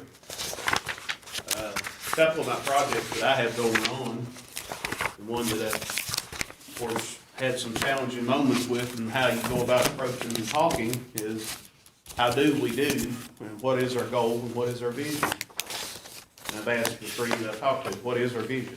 And some of our problems, as I've asked Larry, declining coal gas, coal and gas service tax, it's going away. So what you see in front of you is something I've actually used in presentation at other places, not just here. I've had to modify it a little bit. And it comes through helping people in business mentoring decide, do you want to get into business? It's tweaked a little bit for tourism, because I've helped people up more West Virginia develop lodging. One of my very first ones that I got thrown into the fire pit with, never done a lodging business plan in my life. She was making an entrance into a scarce market and did quite well with it. So what I've got down here on the list is, do we want to be in tourism? And that's what I'm here to ask you all today and think about. If we're going to get into tourism, we all got to go all in. And I'm about to do that. I've got 3 properties in Dickinson County that I'm trying to shape and form and renovate in some way to turn into tourism. But my number one thing is that what it takes, as I've tried to say here, if this is going to be in a tourism economy, we've got to build a destination, an activity, an event, or a venue, or a feature that the people actually want to come here and see. But that's not the end of tourism. The ATV trails, that's not the end of it, because they really don't spend money on that. They don't spend money on the permits that makes a difference to you. Our citizens buying a permit doesn't make a difference in our economy.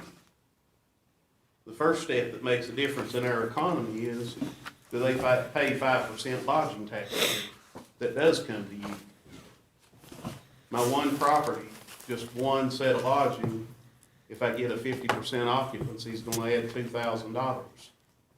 If I turn around lodging tax, that comes to y'all, and I charge the renters.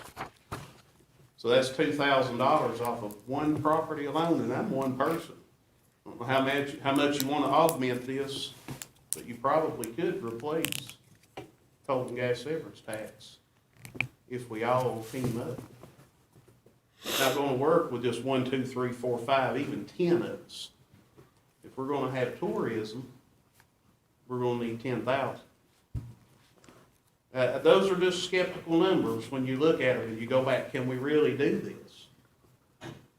But when I go over this, if you're going into business, you gotta look at the end result of where you wanna go to, and then you gotta figure out how to build a path to get there. So anyway, stepping down under, we've got the trails, we have the lake, we have, several locations over here. We gotta bring the trails all the way over here. I figure out, somebody fire up a bulldozer and let's make it work. So where it's gonna help us is getting lodging. And we'll skip on through there. Everybody goes out on vacation. Did you eat anywhere? Tried to, they still don't have enough workers. That's challenging. We gotta figure out how to do it, but you did sleep somewhere. That's Did you 'cause of the Did you things. did you pay to sleep anywhere, or did you stay with Oh, family? we stayed in lodging. Okay, But we rented a place for the week. all right. So anyway, when they go for food, I don't think you went to a deli convenience store, did you? No, we ate at the restaurant. Okay. We just had to wait a while. They're looking for nice experiences, so, and unfortunately, it's gotta step up from fast food. We've gotta get there, we don't know how we're gonna get to the 4-star restaurants yet, they'll come. We gotta get the people here first. And the first step is lodging. Then we're gonna have those people where they're gonna spend their money. Once they get here, they're gonna say, well, what else you got we can spend our money on? And then the last thing that I've got worked into my business plan, well, you can get this stuff at the Dollar General. That's not really a big component. But the first one is, and as I have seen out on the trails, people say there's nothing here to stay here. There's no place to stay here. So they go back to one of the other counties or wherever they came from, and they stay there. Well, that nipped us right there. That took all the money back out of Dickinson County. One thing I'd like to, and I want to address all of you, we're not here to get our citizens to spend money. We want people away from here. They're bringing their money in. It's not about permits that we sell within Dickinson County on the ATV trails or anything like that. I'll get on down through here and want to actually talk about the lake. This is one of the challenging ones that I hope I don't offend you all. This is something that I did have to add for Dickinson County. We got to erase the borders of Hayside, Fletchco, Clintwood, and the contentions. We don't have enough land mass or enough citizens here to be segregated and pulling against each other.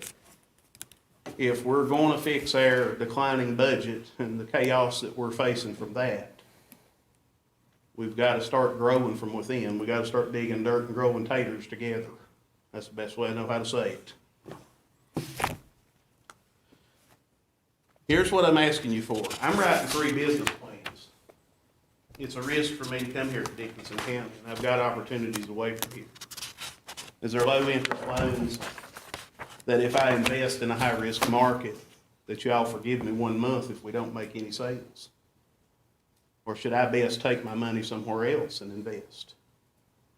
I do this in comparison because I talked to you all to the 3 of you that was talking about the factory that came and quit. They decided they didn't want to come here. Well, I live here. And I'm going to bring you all a business plan to some. I hope you have an economic development program. or an economic development officer that'll review this someday and pour something into it and say, this is growing internally instead of trying to transplant somebody in here. I have nowhere to go if I build a campground here. I can't go with it, right? I'm improving the land here rather than you all having to improve the land and fix it for a static purpose for a company that decides, oh, well, we're done, we're gone. Some of our challenges, we are critically low on population. I started thinking about these 3 business plans and I said, who am I gonna get to do the maid service and the landscaping? Anybody wanna open the goat service and take care of the landscaping for me? We got some challenges we gotta overcome, but it's gonna take us all working together. My last page, I got an inventory there for you. The Breaks Park. Yeah, it's on the other side of the county. It's pretty close to Kentucky. And when you pull them up on Wikipedia, they only show Kentucky. They really don't show Virginia. It's got a picture of the state of Kentucky and a little red dot. And I was like, well, that's a little biased, isn't it? Perhaps. Most of it's in Buchanan County. But I had heard this and I couldn't find the numbers that they said one of the years they had 350,000 visitors. And the bad problem that I put up there is you hear about no vacancy. So we've got to build lodging. However we're going to do it, whether it's a tent beside the road, we've got to work on that if there is no vacancy. Which I don't see how the Breaks Park holds 350,000 people, to tell you the truth. I've tried to divide it up and go by the number of days, and the numbers just go crazy. Spearhead Trails, I'd like to encourage y'all to figure out, I don't know how you're gonna do it, but get it from Hayside to Clintwood, cover from one end to the next, wrap around the circle, and come back and do it again. Make a big spiral circle out of the thing. We've got enough gas well roads, it's gotta be in there. But let's do what we got and expand from there. One of the other ones I had on here was the John Flanagan Reservoir. We're locked. Flood control, right? There was a county in Kentucky that they were able to generate enough interest and force that they changed that classification to tourism and recreation. I don't know how they did it, but do a study on it. Somebody's got to figure out what kind of numbers does that take to make that change happen. We can't do anything about our water going somewhere else now, but we can figure out how do we use the land around that lake to build cabins and sell the land and make the land valuable. The other one's the Russell Fork history. Supposedly they used to cut logs and take them down the river, and the men used to ride the logs down through there. That's some kind of crazy attraction. I don't know if you want to do it, but I sure don't. Crane's Nest, this is all beautiful things that we can do here. I've talked to several people in just in the last few weeks. One of them that went to Gatlinburg, and I said, well, was your dollars well spent, or did it seem like a traffic jam and a tourist rush? And that's exactly what it was. It was a traffic jam, nose to nose, overflowing, couldn't get through crowds, backed up. That's the peace and serenity we have here. We don't have 16-lane highways that's gonna let you get 4 cars deep and everybody blowing horns and throwing finger signs at each other. This past week, I drove through Hayside from visiting one of my properties, and there was about 30 or 40 ATVs in the parking lot of that Fast Mart. And I just wanted to stop and talk to them and ask, where are you from? What are you doing here? Why are you here? And when I started talking to them, that's where I sort of stuck my foot in my mouth, because I seen them sign language at that point. I went, uh-oh, how did I do this? This whole group of people. And one of them was able to talk to me, and I could tell she was hard of hearing. But and I noticed her staring, and she was watching my lips move. I said, where are you from? She named off 5 states, not one of them Virginia. That whole group of people came to Hayside. Now, how do we expand upon that? That's what we gotta do. We gotta advertise away from here and build our capacity, but they gotta have places to stay and make them wanna spend their money.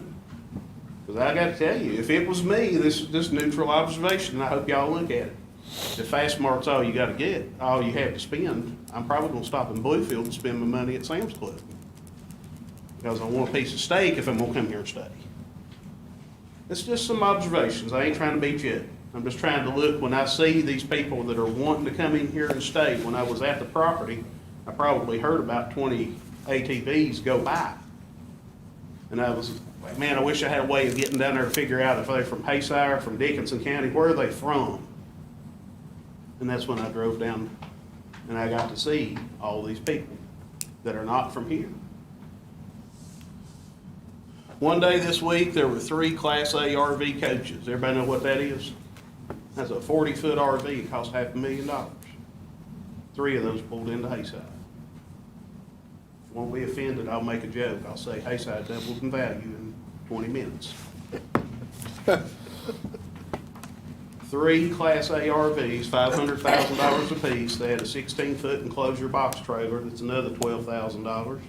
And these folks had $50,000 dune buggies in their cars, in that box trailer.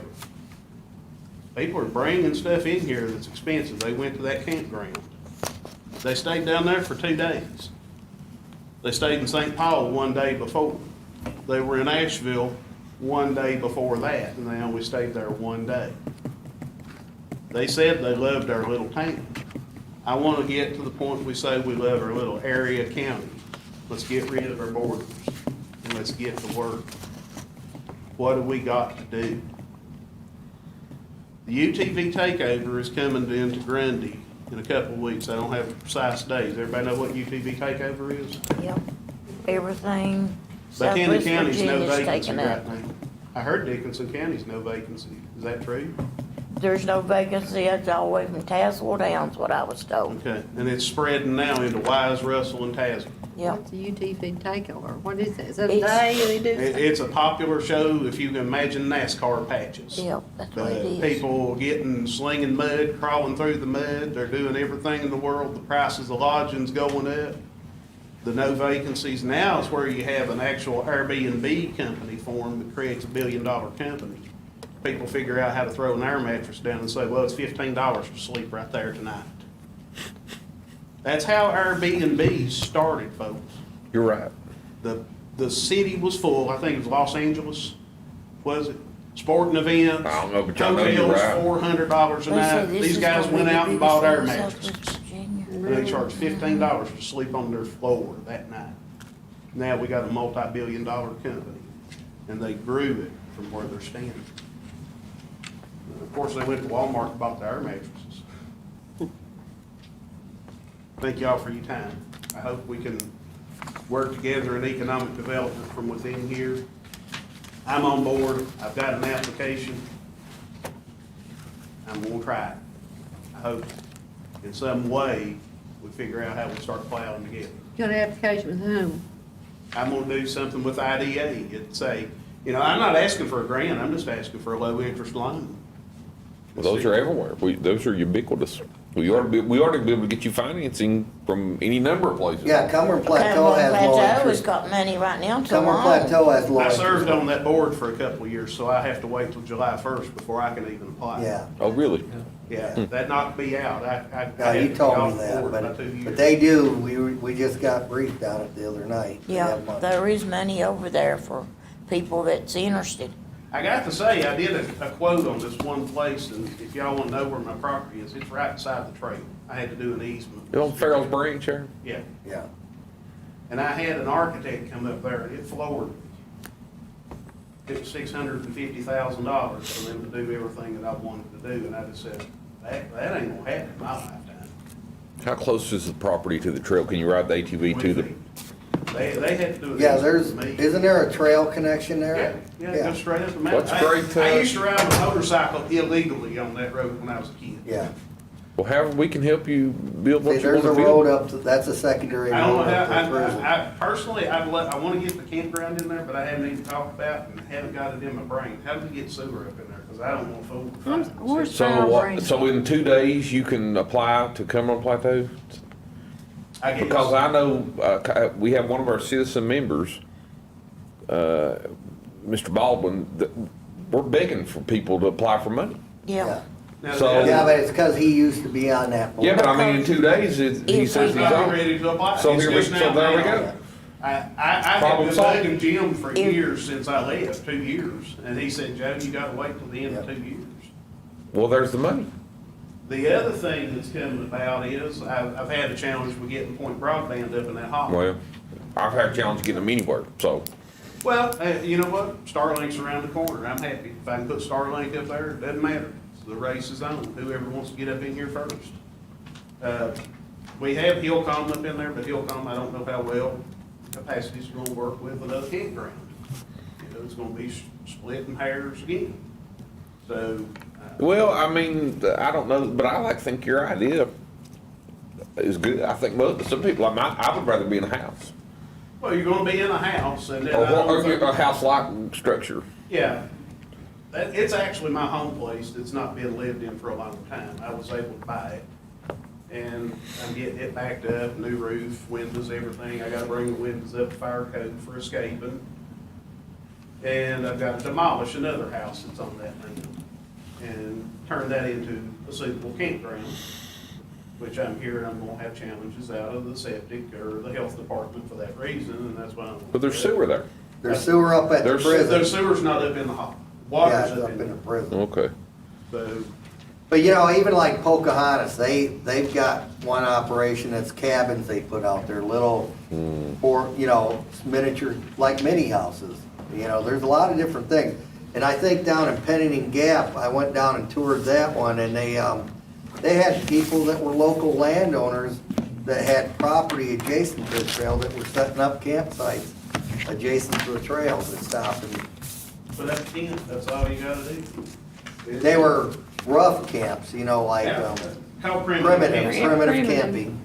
primitive campsites, but I mean, $15, and then Yeah. honestly, they're still supposed to charge the itinerant lodging tax that you all benefit from if you can get people past that. Yeah. So all you need, come Thursday is an application to Cumberland Plateau. It's on my PDF and it's already typed, I just gotta wait the date. So there we go.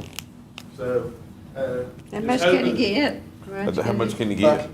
Do you know?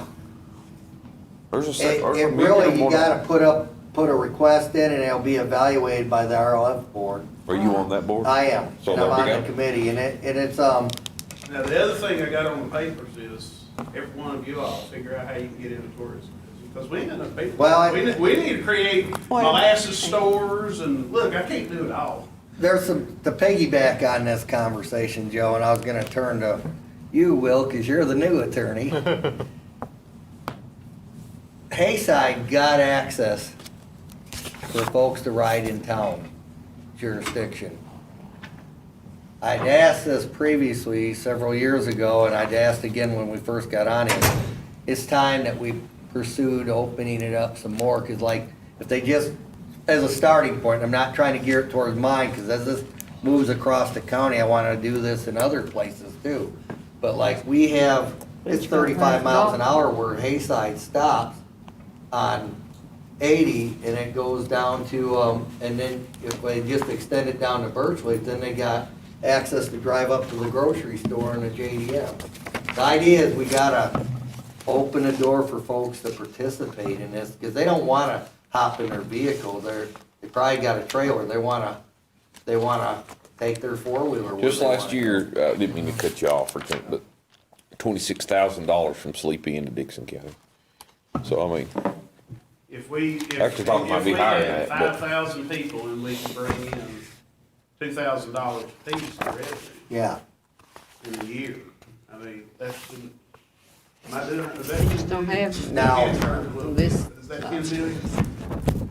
I don't know if it's still this way, but we failed twice on this, but we tried to do a lodging, or a meals tax. Well, we're gonna have On to the do county. that, I mean, and I don't wanna get rid of the county for suggestions. That, I'm wondering if that changed, because I thought I heard, and it may have just been a rumor that's not true, that that's no longer driven by a referendum.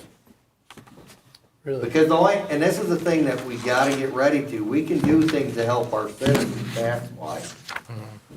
But we also gotta be ready to, because like he said in the start, the idea is we make money when people spend their money in our county.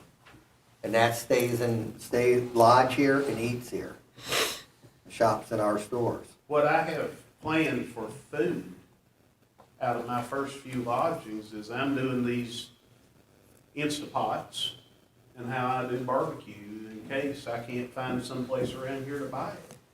And I'm doing that as an Airbnb experience as long as the health department don't kick back and say you can't do it that way. I'm trying to come up with something that what I do when I go out to rent a cabin, you know, we're gonna plan to go out and spend $100 on this meal or $100 on that meal, but sometimes we're just gonna figure out how to get some barbecue and stay at the cabin. Well, then I'm gonna take an Instapot and drop a Boston Bud in it, and 4 hours, 5 hours, 6 hours later, the barbecue's done.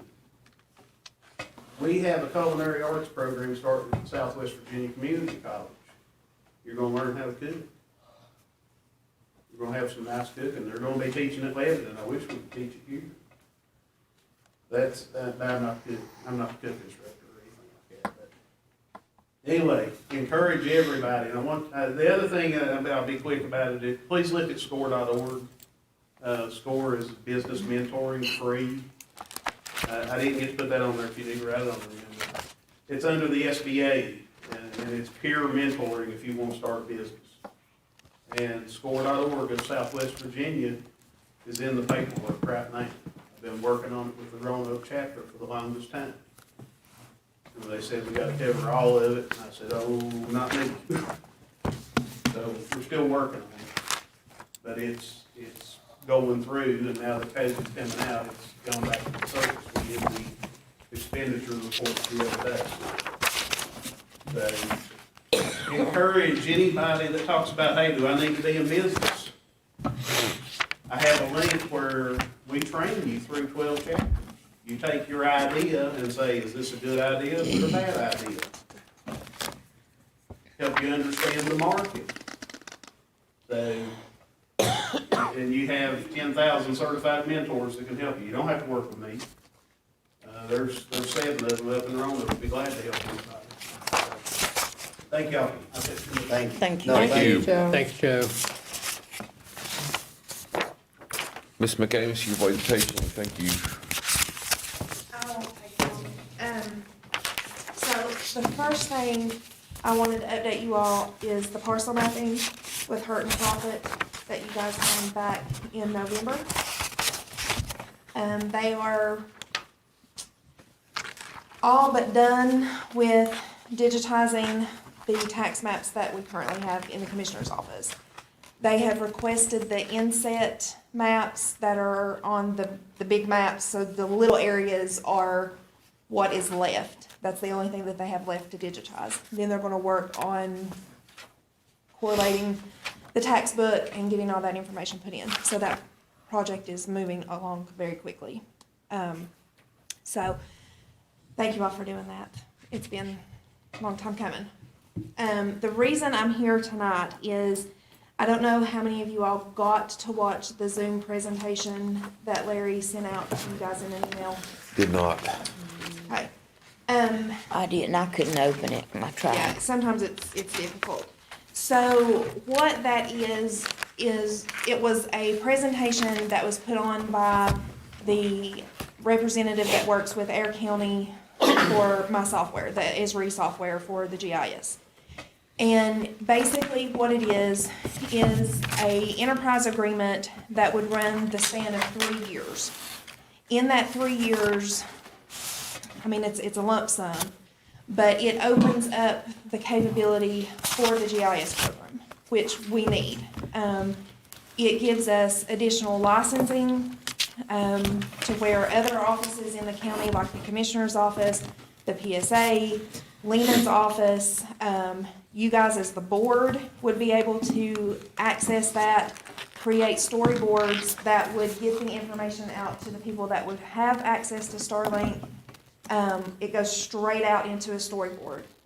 Oak Hill, I believe it is, in West Virginia, is a very, very similar locality to us. They're very small in population. They have done this enterprise agreement with Esri. They run their local town meetings, their board meetings, everything off this platform that would basically help create a road issue storyboard where citizens in the county could go type in the address on the internet, take a picture of the problem on their road, upload it, it would come to you guys, and then it can be tracked as to what happens with it. You all have received it, you've notified VDOT, it's in process and it's completed, and it pinpoints it on the map. I'm just trying to hit the highlights. But currently, I think in your all's packet, you have the quotes for my software. The maintenance is like $29.50 a year. That is basically, and it's expired, by the way. But I got it extended for 30 days because I knew I was coming tonight. But $29.50 covers one license for me to run on my desktop computer. It does not allow me to do anything outside of my office. So it also allows the license for the Esri software to correlate with the 911 system, to make 911 work and show the addresses and all that. So that's what our maintenance contract is. Currently, the other quote is for $7,000, which is just a one-time standalone license that would run on a single computer, like my laptop or whatever, which would allow me to take it out in the field and do anything that I needed to do outside of the office. Under the enterprise agreement, it would lump everything into one. So you would have almost $10,000 that you would save by lumping that into the enterprise agreement over the 3-year span. Now, the enterprise agreement is $45,000, which is $15,000 a year. But the current maintenance agreement and the quote for the standalone license is almost $10,000. And that's all we have. Under the enterprise agreement, it opens it up to like 100 different users, and just really the possibilities are endless as to what it can do. The fire departments can use it. They can update their fire hydrants. The forestry department can access it and use it, and they were very excited after the presentation. It's a great tool for economic development, to put us on the map and show what areas in the county are available to improve, like the Red Onion site. The Hayside area with the trails. I mean, it would be great for tourism for Rita to be able to use. I mean, there's just so many different possibilities. I know that's a lot in the very big lump, but overall, it would be very beneficial for the county to do that. The best part of that is because it is an economic development platform that we could use it for, it could be covered under the CARES Act stimulus money that we get. So $45,000 for 3 years, and it wouldn't cost us anything. Cassie, I guess I'm confused. Okay. I stay confused. No, it's okay. So do I. This is not what you presented to us in November. No, this That was was completely 40,000. separate. That was for that's for tax real estate mapping. I thought that was what we were interested in, is real estate map. It is, and that project is almost ready to start fine tuning and everything. This is different. This is just for software. And that allows us to do different projects. Like, it would benefit Ron tremendously because his office could take their login and go out into the field and map everything that they need to map and have access to it and correlate back to the tax maps that we're going to have and what we currently have for 911. So, I mean, basically what it does is it takes a small locality like ours with one GIS person, but it opens up for other offices that we can utilize people that are already currently working and that we're paying to help do that work. And we don't have to They can update outsource. stuff like Yes. that. Yes, because they're the ones that know where these places are and they access them That's what every an day. enterprise license is. It Yeah. opens And up so that. it gives us 50 additional licenses that we can have and use as opposed to having one. So, So when those 3 years is up and we don't have any CARES money or any free money, then it would be up to the county to pay for it, correct? Right, which is, I mean, it would be $15,000 a year, because that's what we lock in at. And, So you're looking at $45,000 every 3 years from now on. or you can spend $10,000 every year and not have access to the things that the enterprise agreement would give us. And the breaking point's 50 license? No, I mean, that's just, it gives you 50 users in, I mean, and it Well, that's what I outlines meant. it. 50 access? Which would cover, you know, the trash pickup, they could do their trash routes, we could allow a license for the school that would do the bus routes, and everybody would have access to it. So if somebody new moves into the county, they could pull up the county website, type in the address and say, well, I need to know when my trash pickup is and where the route goes. Or I wanna know what bus runs this route that's gonna pick up my child. I mean, like I don't said, think they're beating down the bushes to come here myself. well, no, but, I mean, how many I've worked on and off with the county for 20 years, and we're just now coming into the 21st century with tax maps. I mean, I get numerous calls. The Lane Group actually called me today wanting access to our tax maps, and I said, good luck getting that, because they're in the commissioner's office and they're PDF maps online, and they may or may not be right. And I run into that all the time. And I helped a lady today try to find stuff that was virtually impossible for her to find through the commissioner's office. And that's what's happening. I'm doing the commissioner's office job because people are calling wanting to know where this property is and what the last tax assessment on it was. Well, I don't have that information, but for some reason they think that I do, but I don't. I'm working to get that information because you all approved the $40,000 for the tax project. So this proposal would open up so many different avenues for the county. I mean, and if you'll just take the time and look at what Oak Hill did, I mean, it's amazing. It truly is. And, I mean, Okay. it's my job, and I don't want to live in the dark ages because, and everybody else is ahead of us. Okay, where? Oak Hill, West Virginia. If you just type in Oak Hill, West Virginia GIS, and the town of Abingdon uses this, Washington County has it. They have all of their zoning, like, we don't do zoning here, but, their residents can go in and type in their zoning and find out what zone they live in and what their ordinances are. All of that stuff can be there, readily accessible to your citizens. And I mean, we don't have that. I mean, if it wasn't for us knowing that our trash days are Wednesday and because we see them come pick up, but how many people know that? I don't know, but that's the proposal. Either way, we're gonna have to spend $10,000 for my software because my contract is out. I mean, it's expired. And we're 26 days from it, the 30-day extension, so. I don't know. That's up to you guys, but, and Larry sat in on that presentation too, so I mean, if you can access it and you can pull it up and watch it, it's about an hour-long presentation, but it explains way better than what I could stand here and talk to you about it. I just know that it would benefit, like, Ron tremendously, because we're looking at wanting to map all of his stuff, but I'm only one person, and I'm spread pretty thin, so. Is this something you're interested in, Ron? Absolutely. And what about the Commissioner of Revenue's office? Did you talk to them? It would definitely benefit them. Oh, I know because, I mean, it would. I they know it would. literally 6-7 calls a day they refer out to me Yeah, and when I technology. don't have their information.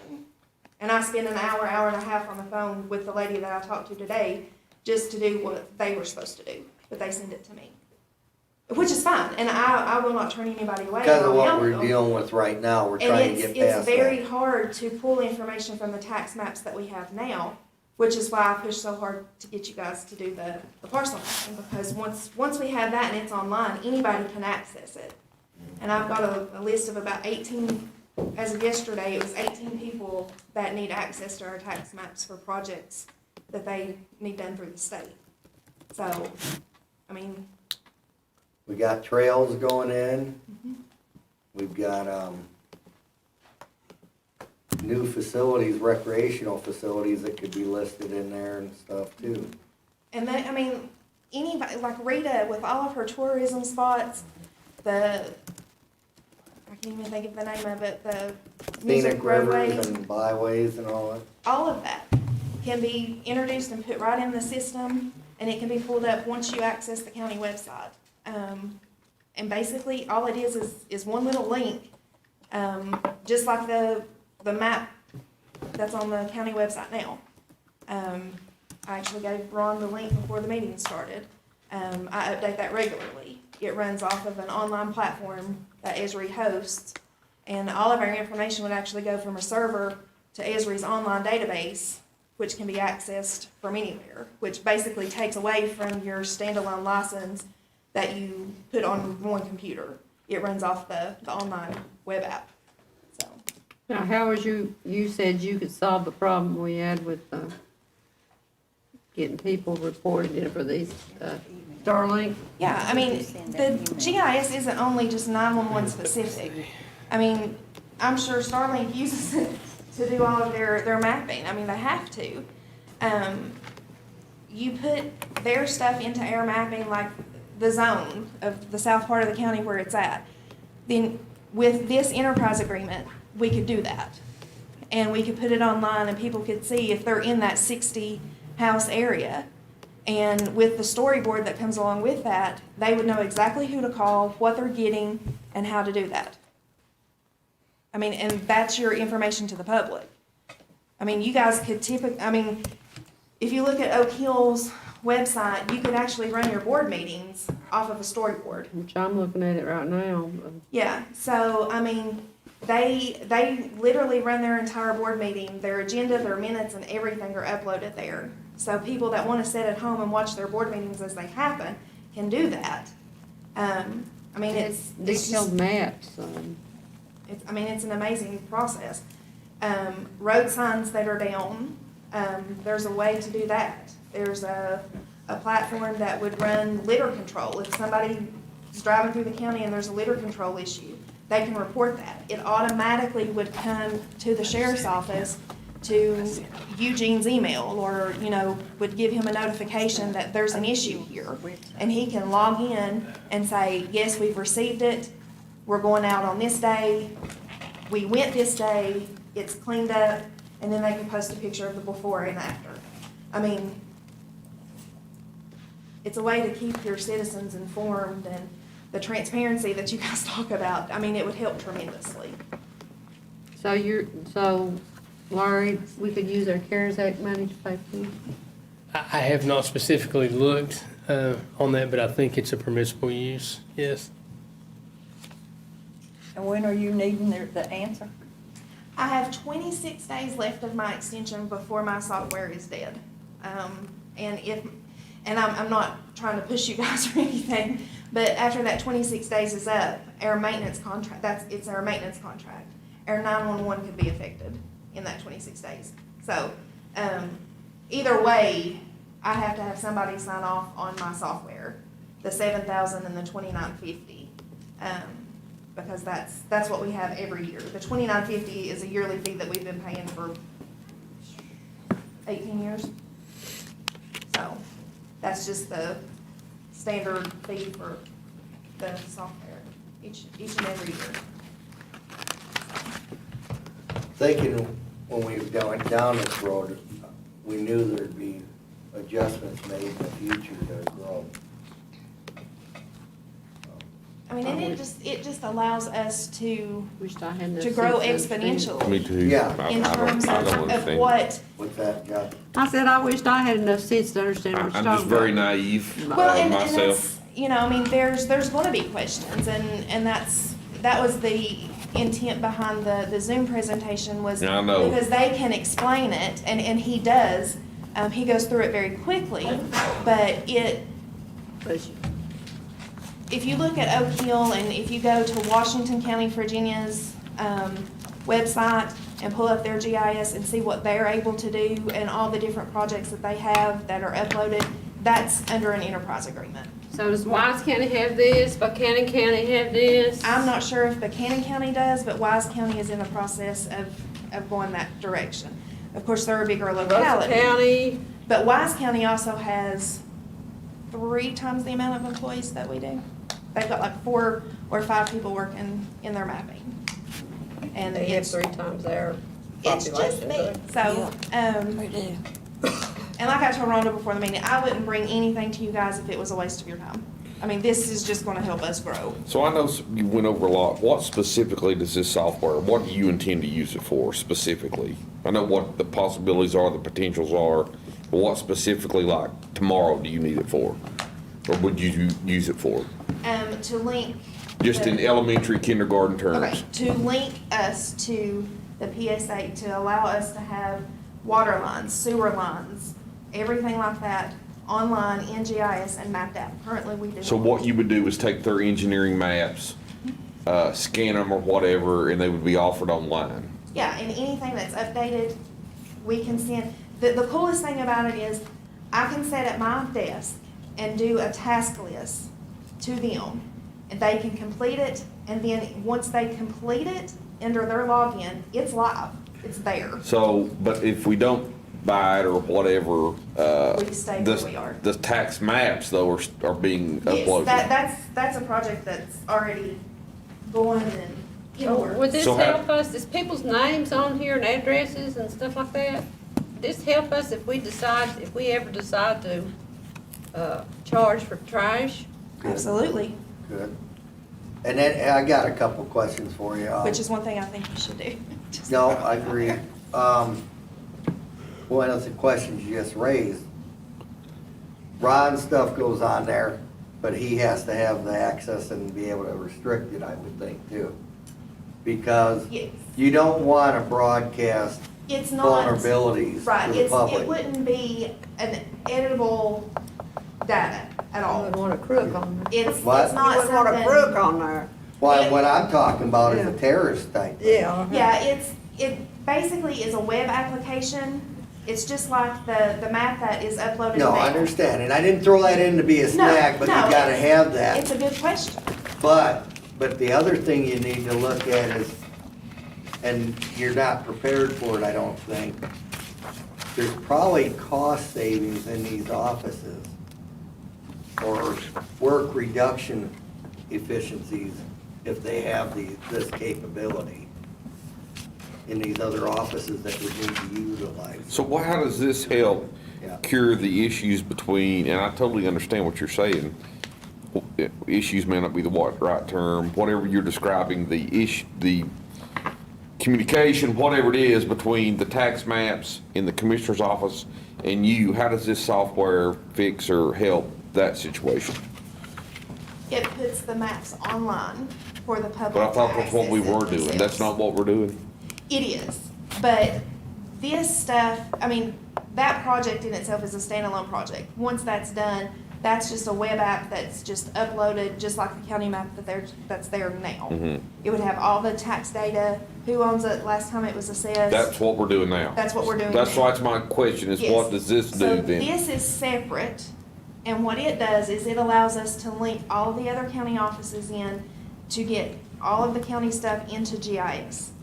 And, I mean, it makes life simpler, if that, and I No, know it's, I'm trying to get it together. watch the Zoom presentation. But you see what I can't, they sent it to us, but I couldn't Yeah, I open sent it. a link to it way back, right after we did it. I know you did. and- Larry Yeah. sent it, should have sent it out to I you a just week or resent two. it again, He so. did, but I never could I open think, it. I think one of the citizens had. Yeah, a you got question, it, Josh, if but that's I couldn't okay. open mine. Yeah. He might be able to add something. Well, when can we watch it here, or? I pull up maps and I try to search, and I'm looking for land, and I'm talking to investors, and Yep, they want to be able to see the maps and zoom in and do a little bit better than what we can now, because it's hours and hours and hours a day. Well, I know like Boss County, they got Eagle Web. Yeah. and this is So I what just I need was, Joe Boyd's name and I can look right at his house on Eagle Web. And that's what we will have. and this is why I asked the question too, because I think there's a piece to this that we could possibly see savings in other ways. I If mean- these other work centers have access and can upload their stuff to it. Technology usually brings some efficiencies that you I won't can- put a lot of trust in you, Cassie. I mean, just from an overall perspective, we would be saving money by going with the enterprise agreement simply because we're gonna spend almost $11,000 just on the maintenance contract and a new license. And that is included That's- in that 45? Yes, Yeah. I absolutely. think that's a We one-time, the have- 7,000 is one time, and Right. then next year it'll be another It 2950, would right? It fall, won't be. it would fall under maintenance. Right. Yeah. Yeah. So, but yes, Yeah. Peggy, to answer your question, Yeah. it would. Okay. Everything, Texas. Yeah, and whether But what do you need from price, us? sewer, water and all that. Signature? County water. Approval? Approval? Yeah, that's really all I need. Yeah. Well, I'm always. Because I'm kinda in that gray area, even though I work under the sheriff, I still have to come to you guys for everything. So, I mean, Ooh, is this under the sheriff's budget?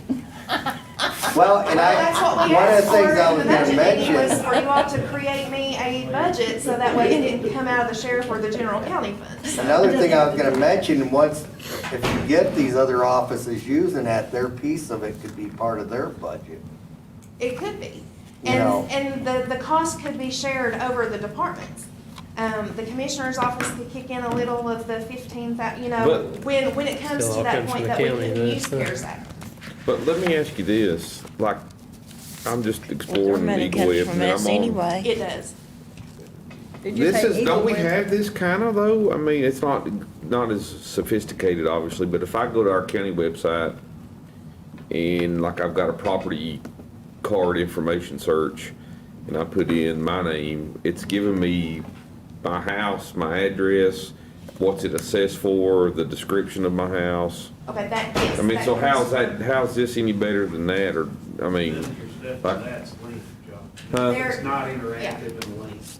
Well, I'm looking, I mean, Pictures. yeah, there's no picture, but I You got a mean, square for your house instead of an overlay of the actual GIS map. So if so how you will you go- get the pictures of the properties? That comes from the aerial photography that is uploaded from VGen. What is that? It's the aerial that they fly the counties and then they give you access They do to that it. now? Yes. How Yeah, often? Google Map does it, right? Go to, Well, it's Google. if you go to, it's just like Google Earth. Yeah, Google Earth. Only Google Earth is by satellite. Yeah, And this is actually flown in the fall season when the leaves are off and everything like that. If you go to the county website, and I don't know if you all have visited it or not. Oh, yeah, I'm on it right now. But I use it, I I'm use it all the telling you time. to- If you go to the county website and under Maps and GIS, if you click on that link, it will bring up everything that I currently use for 911, to do an address, and that's literally all that I have.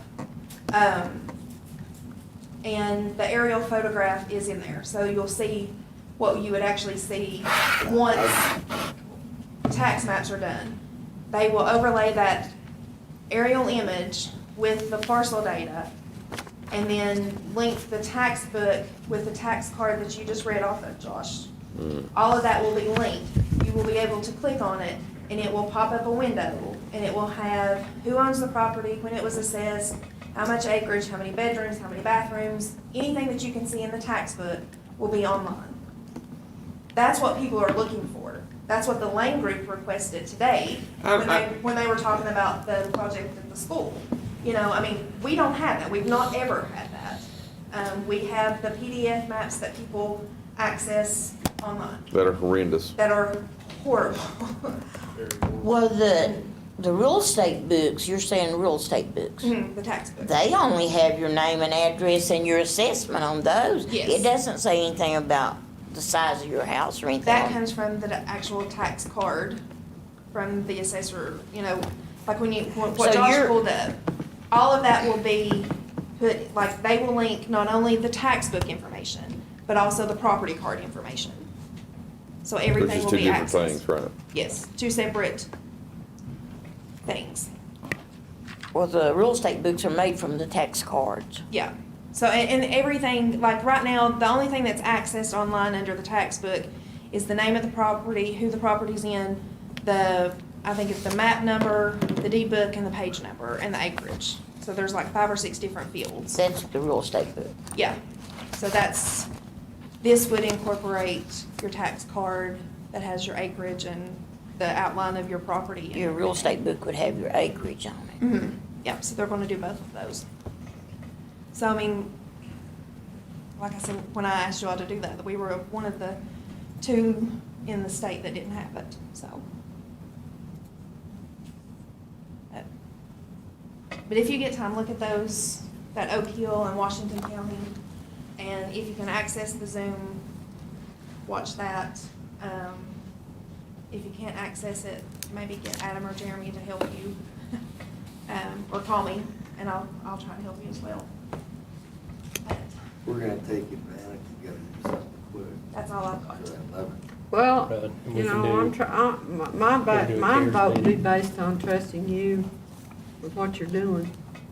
Listen, I live here and I pay taxes here. Yeah, I know you do. And I'm not, I literally, I would And I know never you've been bring doing this a long time, and anything that wouldn't be beneficial. and I'm out, I used to use taxpayer, the health department uses taxpayer number all the time now, they don't use your name. Yeah. All right, well, thank you. I'm sorry.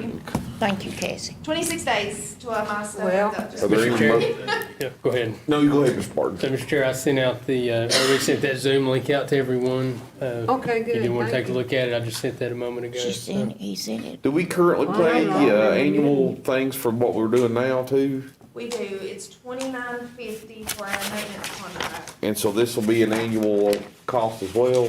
15,000. For the first 3 years, it would just be the 45,000, and then after that, it would be 15,000 per year.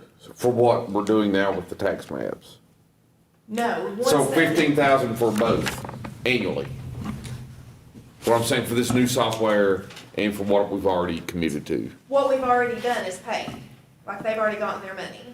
You would have your maintenance of that which would update your, any kind of improvements or separations or additions to your tax cards. So like, anything that's split up, like if somebody splits off a parcel, that addition would go to her profit for them to maintain, but that's something that y'all have to vote on later. Just thought of another question. So you're saying right now you need $9,950 within what, 26 days? Yep. From what day? Well, have we got 26 days left? From today.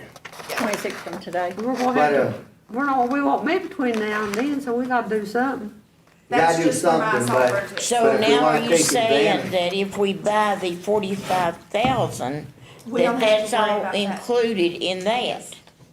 And you don't have to worry about that yearly maintenance fee, because that goes away, it's included in Okay, you're saying the yearly maintenance fee of $29.50? is included in the enterprise agreement, because you don't have the standalone software anymore. But you're saying right now we owe the 7,000. It's an additional license to run on an additional We'll have to pay computer. that anyway, so. Right now, we would have to pay $29.50 to stay the way we are. Yes, $29.50 annually. to stay operational. So I thought you said that, I thought you said So we if owed we're the asking for- 7,000 also. The 7,000 is an addition, an additional license to run on a separate computer. Oh, I'm right, thank you. So right now, it's $29.50 to stay operational. 7,000 is the additional license. The 45 is for the 3-year enterprise agreement, which would include your maintenance fee and all of that each year.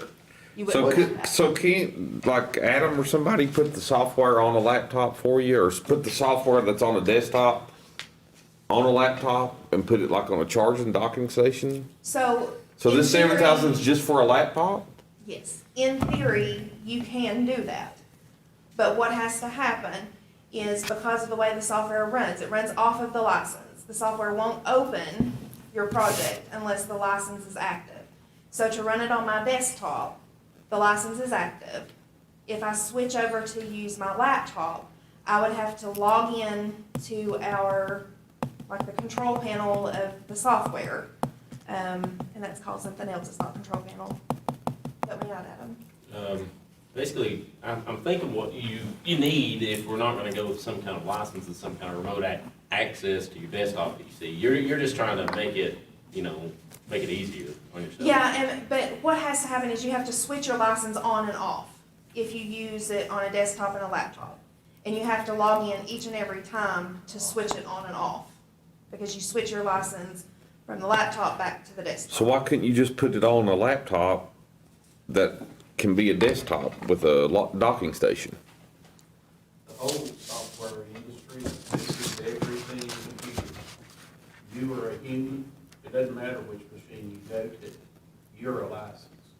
She's a license. That's what I'm saying, but I mean, if But it's on a, they're getting the counts. You gotta go to the cloud. You're not gonna be able to get Microsoft anymore. It has a $200 purchase if you put on 3 machines. well, I'm not saying to put it on 2 or 3 machines. I'm saying if the I know issue what you're is saying. portability, why not just put it on a laptop for the one person? Right, to upgrade. That's my question. Yeah, Why upgrade your can't we do laptop that? and- Because the license won't, you have to switch it. You have to log into. So, because you've done put it on a desktop. So It why don't we runs let on- it expire and then renew it on a laptop? Because This seems then like I this can should be only- simply done to me, Right. without $7,000. Well, and I mean, if that's what you want me to do, that's what I'll do. But why can't, but can you do that, I guess? Because once the license is assigned to the actual computer, Yeah. in order to use it on another computer, you have to deactivate it on the desktop and then reactivate it on the laptop. Can you do that? I mean, You If can't. if you replace her desktop with a laptop and she's a docking station, that'd be her primary computer, Get then. deployed Yeah. for an But enterprise. what But does it that just seems give like, us? maybe I don't get it, I don't know. There is- Portability. There is But that we're trying to option. give it The other the option right is to switch from a desktop computer and only use a laptop. Well, that's what I'm saying. But the problem is, there's not a laptop big enough, I mean, I'm sure there is, I don't have it, but there's not a laptop big enough with storage that's going to support All that. all of the data in the databases that are ran. Cassie, another question I just. So that's what the enterprise agreement does, Josh. Yes, Is ma'am. it stores all of our data and all of our licenses that anybody that has a login can log in and use and access at any point in time, from anywhere. And The if other- 50 people, excuse me, Sorry, you go no, ahead, no, go. you started first, go. Well, the other thing I thought of sitting here is, so if we did buy it and we're having all these offices, what's the learning curve for these people? It's very user friendly, because basically what they're gonna do is they're gonna log in, they're gonna have their task, and then they go in and complete that task, and then it uploads to the server, and it's live. And you could probably facilitate that. Yes. And they offer training for that, which is also included in the enterprise agreement, Oh. which okay. is not currently. Like if I wanted to train Ron how to log in and use it, we would have to pay for that. Yeah, you would have to pay more And- money for Ron. yeah. but- Yeah. No, I mean, but under the enterprise agreement, you get the training and everything that you need. It's basically like, I mean, I don't know how to explain it any further. I understand it, I do, and I'm good. Well, in fairness, you sent the link, I didn't watch it, and that's my fault, I should have. I knew you guys would be tried able, to watch it. somebody would be able to I'm gonna try to watch access it, it, or you wouldn't have because time, he because I know said you all are I busy. didn't watch it either. So, Cause I was in that business, I think I this tried is to the open way it on ahead. different computers. Well, what I started to ask is, would Ron have his own access login? yes. That he wouldn't always have to come back That's to? what you're So paying those, for. those 50 people could have their own login to do what they need to do. Mr. Sturgill, given the time frame, I don't know, would it be appropriate if we were to pass some sort of motion wherein we gave the county administrator discretion to either do this or not do it, type of thing? I think that Wherein would, if we, I think that would be appropriate in And the then I would add circumstances. to that, It- that you, Larry, you would go and see Road. what the interest is in those offices. Now, it would Yeah, help that- in that motion if you gave direction as far as what you want him to do and what authority he has. So, all right, so wouldn't- does anybody, so let what I me guess. say this, wouldn't that have to come out of a committee, or all of us voting on the CARES money, or whatever you're Well, calling we this don't new think we can money? use this for CARES money, though. I don't know where that Well, Larry comes from. thinks we Yeah, can. we Oh, you probably think we can. could? I've Okay. not looked it up, but I think we can. Yeah, So that would have to be done through that, and us vote on that, wouldn't it? Well, we've whatever got we six- decide later in the agenda as far as how we're handling those funds, if we're doing a committee or if we're doing a full board. Right, we haven't decided that yet. And we probably will need a meeting if we do a full board or a committee, either one, we're gonna have a meeting before this 26 days is up, because there's some business at hand we need to take care of with the new fundings. Yeah, Okay. I'm good with that, Josh. So anybody want to make a motion? I'll make that motion that we go ahead and approve the county administrator to look at it and find out how receptive the different communities, our offices are, and this is something to expand the county on this operation. So do what, I guess, go on what Mr. Sturgill advised you, us. What would you be giving him authority to do or not do? To decide whether to purchase this enterprise agreement. You think that, I mean, I guess If the that's authority needs to be that he's got the authority to purchase it with an amount not to exceed, There you or go. that. Okay, that, good. you know, so make With your an motion. amount not to exceed, you said 45,000 is enough, to not exceed Because that's what the 45,000. quote is. All right, is there a Thank you. second? No, I'm sorry. I cut Oh, you're you good. off. I will second I that. second. Well, Any further discussion? All those in favor, please say aye. Aye. Aye as well. I believe it was unanimous, Ms. Clerk. Thank you, Cassie. Get with you. Right there, who said that? Josh? All right, which one? That Yeah, I was seen it. I it. found that, what was that? That's what Harry's talking about. Harry was talking about. Public comment, all right, floor, podium is now open for public comment. Anybody that wants to come, please state your name, you'll be given 3 minutes to speak. And the phone is open as well for telephonic remarks, 276-333-0357.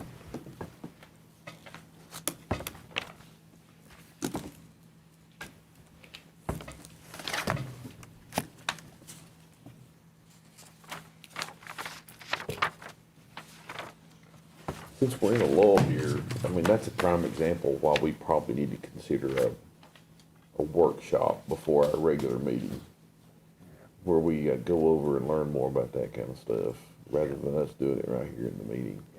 I did look. You know what I'm saying? We This is do- just what Harry was talking about, is a 6-year plan, is Like that what me they're to buy saying? for a little workshop. According to this before we come article up here. Or maybe one workshop. Rhonda, I didn't understand, I looked at it. Is that what you understand it to be, Josh? The 6-year, we I don't know already if knew it's it was a on a 6-year 6-year plan. plan. We already knew it was on a 6-year I plan. found that article you was talking Yeah, about. I'm My sure. understanding, it's It's on the- appropriated this Six-year year. plan. It's on the smart scale. I think it's now.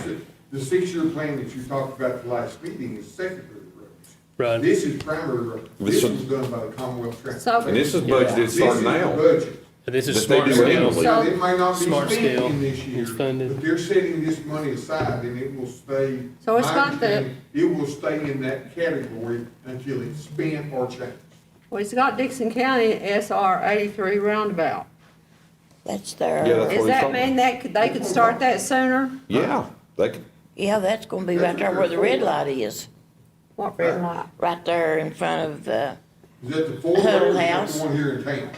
Oh, is that top, what I'm No, talking no, about? Is that's the that top? four-way. That's is the a four-way. four-way? Four-way? Okay. That's what, in that I article. knew that was one and I knew. Well, it don't really distinguish, it just says roundabout. Yeah, but that's what it is. This in town, totally separate. Yeah, it's from the Smart Scale program that Mr. Mullins from VDOT had shared with us, and it is the roundabout at. And At we the put in some four-way. money So towards how- that what when does we that- applied for that. What does that look like, Larry, that they would start doing that? Well, that's the amount that was in the Smart Scale. That's the total amount we had in Smart Scale that shows it's being funded, It's but, been officially appropriated now. so time-wise, I don't know. That's something we'd have to find out, but it's very exciting to know that we've got. Larry, Got this when we money. applied for that roundabout up there, I think we applied some of our money towards that in order to qualify for Any that. calls, Mr. Moore? I'm gonna leave public comment open another moment or so. What money did we?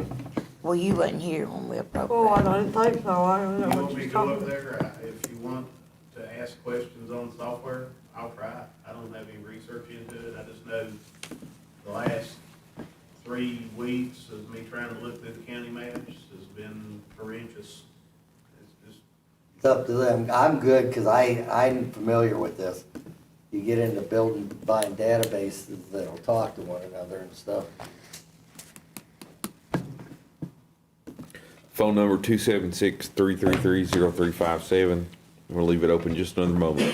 Joseph, thank you for asking a question earlier. I wanted just to wish make we sure had more that I trails knew over that. this way, you know, Is Ron Bush here for the PSA that's not on here? getting Does off, he need- He's well, gonna come in and we, listen. we met with that Spearhead bunch, and they seen said him they was here. gonna try to work it out. That's the Was reason I it didn't know if we need to Shoving from ask him if St. he Paul needs to anything. Clintwood? He used to come to work. I don't a know. trail, you remember that, Josh? Yeah. that's The right. mayor's That been Spearhead against ATVs I in shouldn't be town. bunch. The Spearhead, group said they were gonna try to work out a trail from St. Paul to Clintwood, wasn't it? Something me? I don't remember. The mayor. There was talk about it The one mayor time. has We need not to- wanted need to grow it. ATVs. The mayor don't want what? ATVs. He All never right, I'm has. gonna entertain a motion to close public comment. if he does now or not, We but don't have he- any. Call, Ms. Mullins. I don't know what. We have a motion to close public comment. Is there a There's second? no contact. I'll second it. All those in favor, please say aye. Aye as well. Public comment's over. Now we're going to go to item 13, which will be our closed session piece. I know we had amendments to the code section. Okay, I'll but make a motion that we go into closed session pursuant to Virginia Code Section 2.2-3711A, 1, 8, and 8. Is that correct? 1, 5, and 8. A5 and 8. No, you changed the 5, didn't you? Yeah, but it just switched the two around for the Okay. purposes of the agenda. It's So still if you 1, want to 5, and 8. specifically state the reasons, Shelby, Okay, I'll state the reasons, personnel, all departments. Let me get over to the next page. The other one is consultation with legal counsel and also economic development IDA project broadband update. is there a second? I'll second it. Any further discussion? All those in favor, please say aye. Aye. Aye as well. We are now in closed session.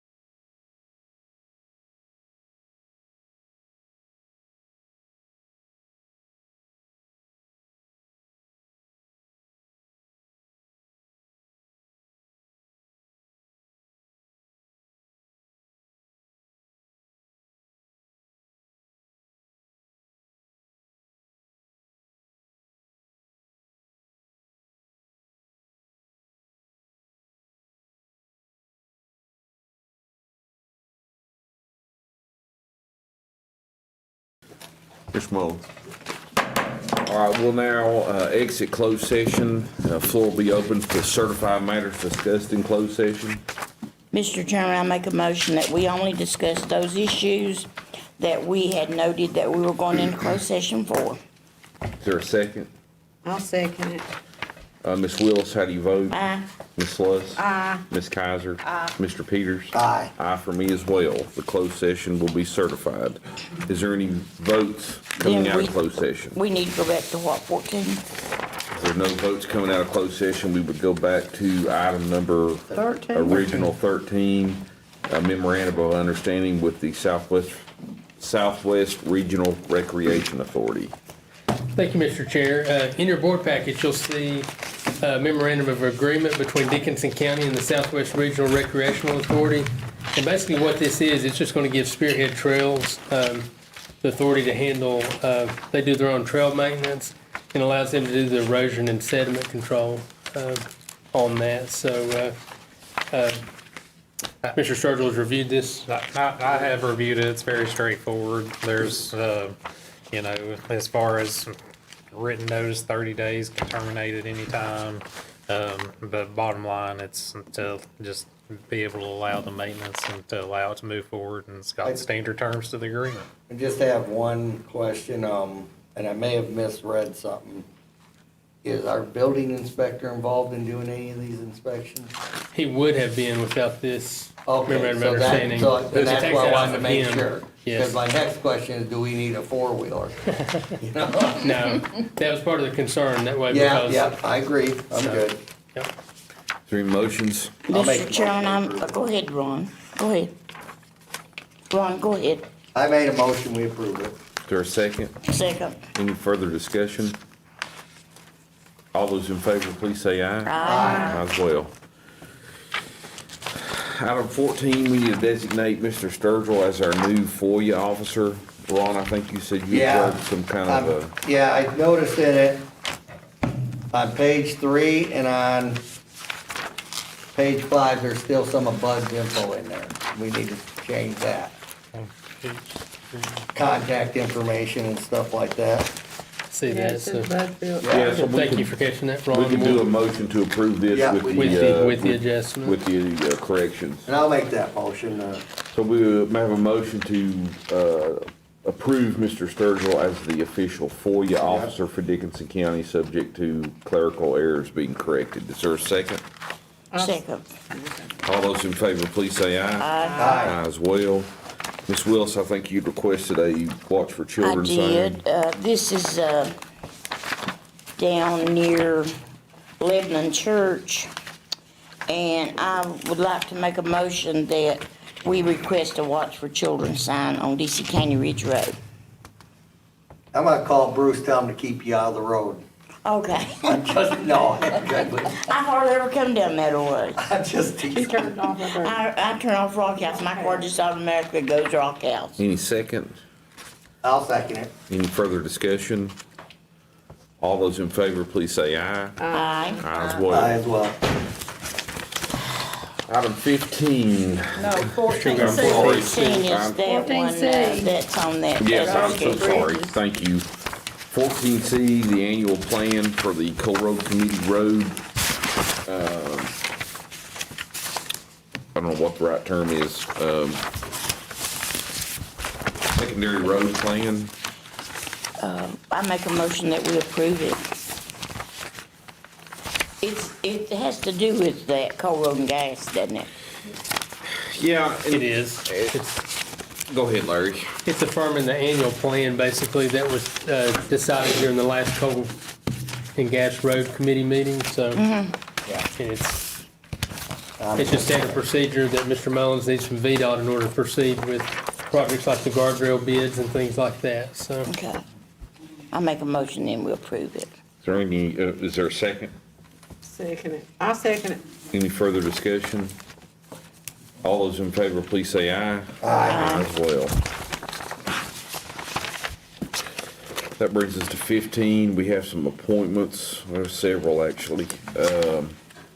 First one would be the Eric Price. CPC OptiNet Board. I'm frankly I'm somewhat familiar with it, but not really familiar with it. According to Mr. Baldwin, this is not a board that's really active right now. Is that right, Larry? That's correct. Yeah, they haven't been meeting, but they will still need it eventually. Because once this grant stuff settles down, then intended to go back to the format. These committees were created out of the contract that was done between us and Point Broadband. But Mr. Baldwin indicated as well, once this build out is complete, then they're gonna go back and look. It's possible they could write some other grants and things in the Yes. pockets that are left, so they would be meeting at those times, so. I'd like to make a motion to put Adam, one of our Adam IT guys, Mullins. Adam Mullins on there. I'll second it. Adam, would you Think that's a accept great it? choice. This was brought to my attention today. I'd spoke it over with my wife, and I would respectfully decline. I'm just not interested on being on any boards. I did speak with Jeremy. He's also not interested, but I have a few names. Smart I mean, guys. Joe Boyd is very technology. Yeah, I was gonna speak with Joe before he walked out, but Or Matt Fuller. they were both on the DC Wind Board at one time. Joe Well, right, and Matt Fuller. Well, Joe's good. Either- But these, you all need to ask these people before you appoint them. That's right. That's another place We for just thought he'd take it. a workshop. Peggy just thought he'd take it. You wanna table that one? Floor's open if somebody wants to make a motion. If we don't, we can. I 'Cause it's wouldn't not no wanna wild appoint rush anybody to if we get it. hadn't asked them. So do you want to make a motion to table this appointment? I would like to make a motion, we table it till we ask someone to serve on it. Is there a second? I'll second that. Yeah. All those in favor, please say aye. Aye as I well. thought for sure we had Adam, but Yeah, I The do too. next is the I Cumberland. respect that. Yeah, I do I too. don't blame you one bit.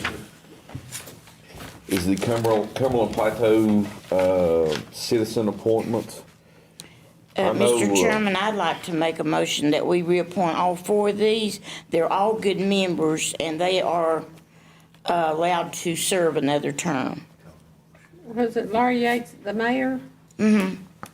I second that motion. I would like to make a counter motion to that if it's not too late or anything. Sure, go ahead. To add somewhere, either drop one of these, ever who may have been on there the longest or whatever, and I would nominate Sandy Mullins.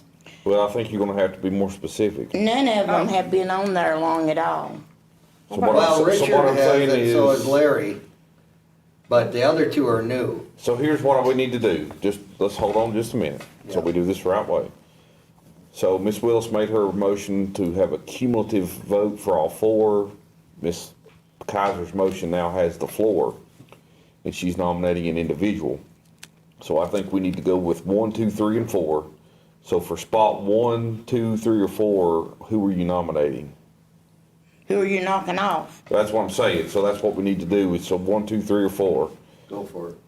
Well, if this board, if these appointments are for citizens, and I have nothing against this person, but Larry Yates is also a mayor of the town, would that What's your motion? You make a motion for whatever you want. okay? And we'll discuss it, I mean. Put knock him off and put Sandy Mullins on there. Yes. That's Kevin's wife. Donald served on it for years, Donald Baker, as the mayor of Glenwood served. And Larry is there all the time for the meetings. He attends every meeting. Actually, all four of them are good attendance. Lester Hill, is that the AEP man? All right, so let's Okay. focus here. You have a motion. Yeah, I made that motion. So your motion is to replace Mr. Larry Yates with Sandy Mullins. Yes. And who is Sandy Mullins, That's man? Kevin Mullins' wife. She works, she's All right, is there a she's good second? person. I'll second it. All right, there's a second. We'll do a roll call vote. Ms. Willis, No. Ms. Sluss. Yes. Ms. Kaiser, Yes. Mr. Peters. Yes. So you're voting against Larry, Ron? What? Be You're no for voting me. I against know Larry. Larry does it. So it's 3-2. Larry does a good job, but he's on quite a few things too. 3-2, So is Jeff so Ms. Newberry. Mullins will be the new appointee in Sandy place ain't of on Larry nothing, Yates. I know that. So we'll need three other motions. Or if you want to make a motion or have the remaining three serve. Well, We're just only food for allowed thought, 4. food for thought. Richard hasn't been at the last few meetings. He was at the last one we had at Lebanon. He was at the Breaks Park when Cumberland Plateau invited all of us to attend. So do we have a motion? So, So what I'm saying is, we can have a motion to appoint all three remaining, or we can do it one by one. We need a motion to move this meeting so we can get home. well, it's already passed, hadn't it? No, she just made a motion to appoint one person. Yeah, so we gotta do the other. We got three more I vacancies. make a motion, we appoint the other 3. All right, so the motion would be for Mr. Mullins, Mr. Hill, and Jeff Newberry to hold the remaining 3 positions. Is there a second? I'll second it. Any further discussion? Any substitute motions? All those in favor, please say aye. Aye for me. Is that aye for everybody? Yes. All right, so the members will be Mr. Richard Mullins, Lester Hill, Sandy Mullins, and Jeff Newberry. We have the Lonesome Pine Regional Library Board. Ms. Phipps is the current member, and she is eligible to be I reappointed. make a motion to appoint Sheila Phipps back to that position. I second that. Any further discussion? All those in favor, please say aye. Aye as well. Senior Citizens Appointment. Good luck. I don't know Roxy Edwards and Mike McGrath. That's a hard board to get anybody to serve on, isn't it, Dylan? Why? I said that's a hard board to get anybody to serve on. Why's that? Well, they don't want to fool with it. We asked a dozen last time when an appointment came up, nobody would take it. But does it have to be a citizen? Because I There's was both on of these some not like taking A it senior back. citizen? Oh, you I'm mean, a right, senior citizen. you mean that you can I thought elect you a said you person? Can an elected person serve I on don't it? know. I Hey, think so. Delano, do you know, can elected person serve on it? Yeah, Delano's been on it a long time. Because I would mind to serve on it. Delano, you served on it while you was a board member, didn't you? Peg, you make a motion for Rhonda. Yeah, Yeah. yeah, you can. I make a motion that we put Rhonda Sluss as one of the members on this board. I I'll second second that. Go ahead, Yeah, Rhonda. I'll second it. All those in favor, please say aye. Aye as well. You got your new board member. The Mountain Empire College Board, I done a little research, or Do Mr. we Sturgill need, wait did. just a minute, we need 2 people on this. Oh, we do, okay. Yeah. All right, I apologize. No, we don't. There's Mike Ratliff and that Rosie. Who was that? Oh, do we have anybody else? I called a lady in Clinchco today and she's not interested in serving. She goes to senior citizens all the time, but she's not interested. Well, I make a motion, we reappoint Mike Ratliff. I'm not sure who Mike Ratliff Is is. that the He's one married to from Lucille Longsford? Sayers. They live out on Longsford? Longsford. Oh, okay, yeah, I'll second Mr. Ratliff, yes. I know who you're talking about now. Yeah, those are good people. Yeah, they are good people. I know Mike. So we have motion second. Any other discussion? All those in favor, please say aye. Aye as well. I didn't know Mike was up. I just thought it was wrong. So Madam Clerk, we have Ms. Sluss and Mr. Ratliff appointed to that board. Okay, the next one is the MECC board, which an elected person can't serve on that, so it needs to be I'll a make a citizen. motion, Mr. Chairman, that we appoint Beth. Who? Who? I don't think Beth is interested in it. I got a motion to Okay, make. go ahead, floor's open. I make a motion for Les Ritchie. He lives in I'll second her that motion. district. He's a guy, fine fella. Don't know who he is. Okay. Les Ritchie, he's a minister. He's a And minister. He's got a master's degree. Where's he live, Shelby? He He's on lives Sandy over on Ridge. Sandy Ridge. He Uh, lives He's on Dr. married L. to- Stanley Highway. About 3 houses Bill's back wife from is- that new, the new old Maple Grove church that they built. He lives So beside Beth the don't want to do old. it? No, that's what I messed He's a up. good All right, guy. so we got a motion and second for Mr. Ritchie. Any further Les discussion? Ritchie, yeah. Les Ritchie. He is a good guy. Good guy. All those in favor, please say aye. Aye as well. And you talked to him and he would serve. I did. All right. He called me this morning. That's kind of an important board. It is an He has important a board. master's degree and stuff. He's a don't he, Rhonda? he's a very gentleman. He's Joe's best friend. The next one is the, If Bud Phillips I don't even review know, it, can you okay. tell us what this is, Larry? It is a new group that's been formed, the Southwest Virginia Regional Recycling and Solid Waste Working Group. So they're trying to promote recycling in the region and trying to do more with that, so. What's this now? The recycling board. You know, We're can you, recycling now? can No, they work for the county? They can, yes. Does anyone have a name for this? Cause I'm wondering if we should, Scotty, Asked him for your is endorsement. there anyone, information of the who do you got Southwest doing litter control right now? Isn't this the primary funeral for this Eugene? station? You don't have a second person? Cause I don't think Eugene would probably be interested in it. Well, Why can could we work? Baker a did. board member serve? I would nominate Rhonda for that. Oh, I'm fine with The that board member too. probably could, I think.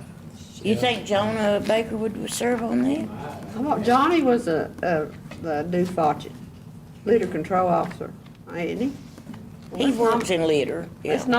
I nominate Johnny Baker. There's a second? I'll second that if he would be willing to take it. Yeah, if he's willing. And if not, Sorry. we'll do it over. Huh? Sound like you ready to take it. All those in favor, please say aye. Aye. Mr. Baker's appointed. Joni Baker. Jonah Baker. J-O-N-Y. Item 16, trying to trudge along here. Larry, do you want to, or Mr. Sturgill, elaborate on this just a little bit? Sure, this is a standard non-discrimination policy that we need to adopt, you know, for the work that we'll be doing at the Red Onion site. It's just part of the process as far as with the grant funding and things we're receiving that we have to have in place, so. Yeah, and it's very straightforward. I'll make a motion, we approve it. Is there a second? Second. Any further discussion? All those in favor, please say aye. Aye as well. Mr. Sturgill, again, there's a quick claim deed here, which I think Mr. Phillips probably had got before he drafted before you come on, but I'm sure you reviewed it. He did, he drafted it before I came on, but at the same time, I have reviewed it. We're asking for your all's approval in order to accept the deed and get it filed. I make a motion that we accept this deed. This, you call it quick claim deed or quiet claim? It's a quick claim deed. Yeah, I make a motion that we That mean, accept quick this. claim? Huh? What's quick claim mean? Mean you're, It means you're giving the person whatever rights that you have. You're not making any warranty. You're not making any sort of warranties on the property or there any is a promises. clause in that elementary that it reverts back to Clinchfield. And Bud found that when he was doing the research on this other one. Okay. Yep. Any You're right. motions? Learned in elementary, so. Yeah, that's Shelby what it made the was. motion. It reverts back to Did she make the Clinchfield motion? and they're Yes, taking she that did. clause out Is there as a a quick second? claim deed. If someone's second, I'll second it. Any further discussion? All those in favor, please say aye. Aye. As well. And again, Mr. Sturgill, another Yes. deed. And this is a quick claim deed from Clinchfield Coal Company to Dickinson County Board of Supervisors. And we're asking, again, it's a quit claim deed, which means that they're given whatever rights that they own in the property to us. And we are asking your approval for acceptance of the deed. I make a motion, we accept the deed back. Is there a I think second? it's back to us. I'll second it. Any further discussion? All those in favor, please say aye. Aye. As well. And then the next item is a special warranty deed. And this is from the Dickinson County School Board to Dickinson County. And this is a item that Mr. Phillips had previously done some work on. And I had, since we did not have signatures on it yet, I changed it, added that it's to be accepted and signed by our chairman of the board. And so I will need his signature on this to make it compliant with Virginia code. And this is being presented for your all's acceptance. This deed is, we have to accept the one from the school board first. Correct. And I make a motion, we accept that one. The town council asked me to see about doing this, and I talked to Bud, and that's when he found the other problem with So we're accepting it from them, then we're giving it to the town. Exactly. I'll second it. All those in favor, please say aye. Aye. Aye as well, same, so the next one would be us then conveying it to the town clinch the town of Clinch. Yeah, I'll make a motion, we approve this, but I'll point out that, It reverts back to us. yes, it's in there. Yes. I second the motion that we do the quitclaim deed Any to the discussion? town of Clinchco. Mr. Sturgill, are we good on our motions? We are, To approve these, yes. okay, so we have motion second, all those in favor, please say aye. Aye. Aye as well. Is this on the clinch?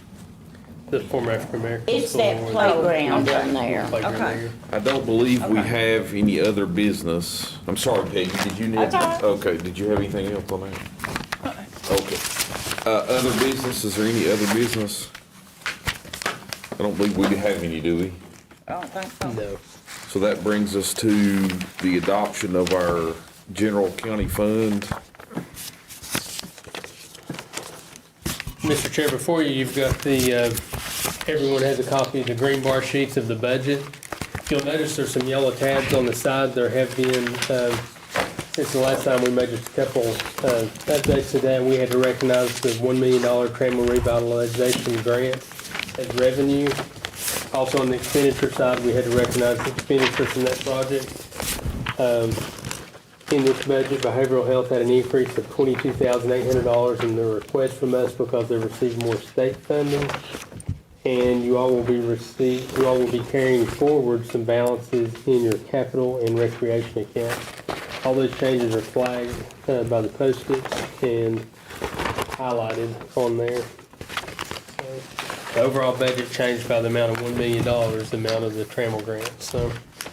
Mr. Chairman, I'd like to make a motion that we pull out the social services budget out of this vote at this time. Is there a second to I'll that? second it. All right, all those in favor, please say aye. Aye. I abstain, Madam Clerk, from that. Did I like to make a motion that we approve the remainder of the budget?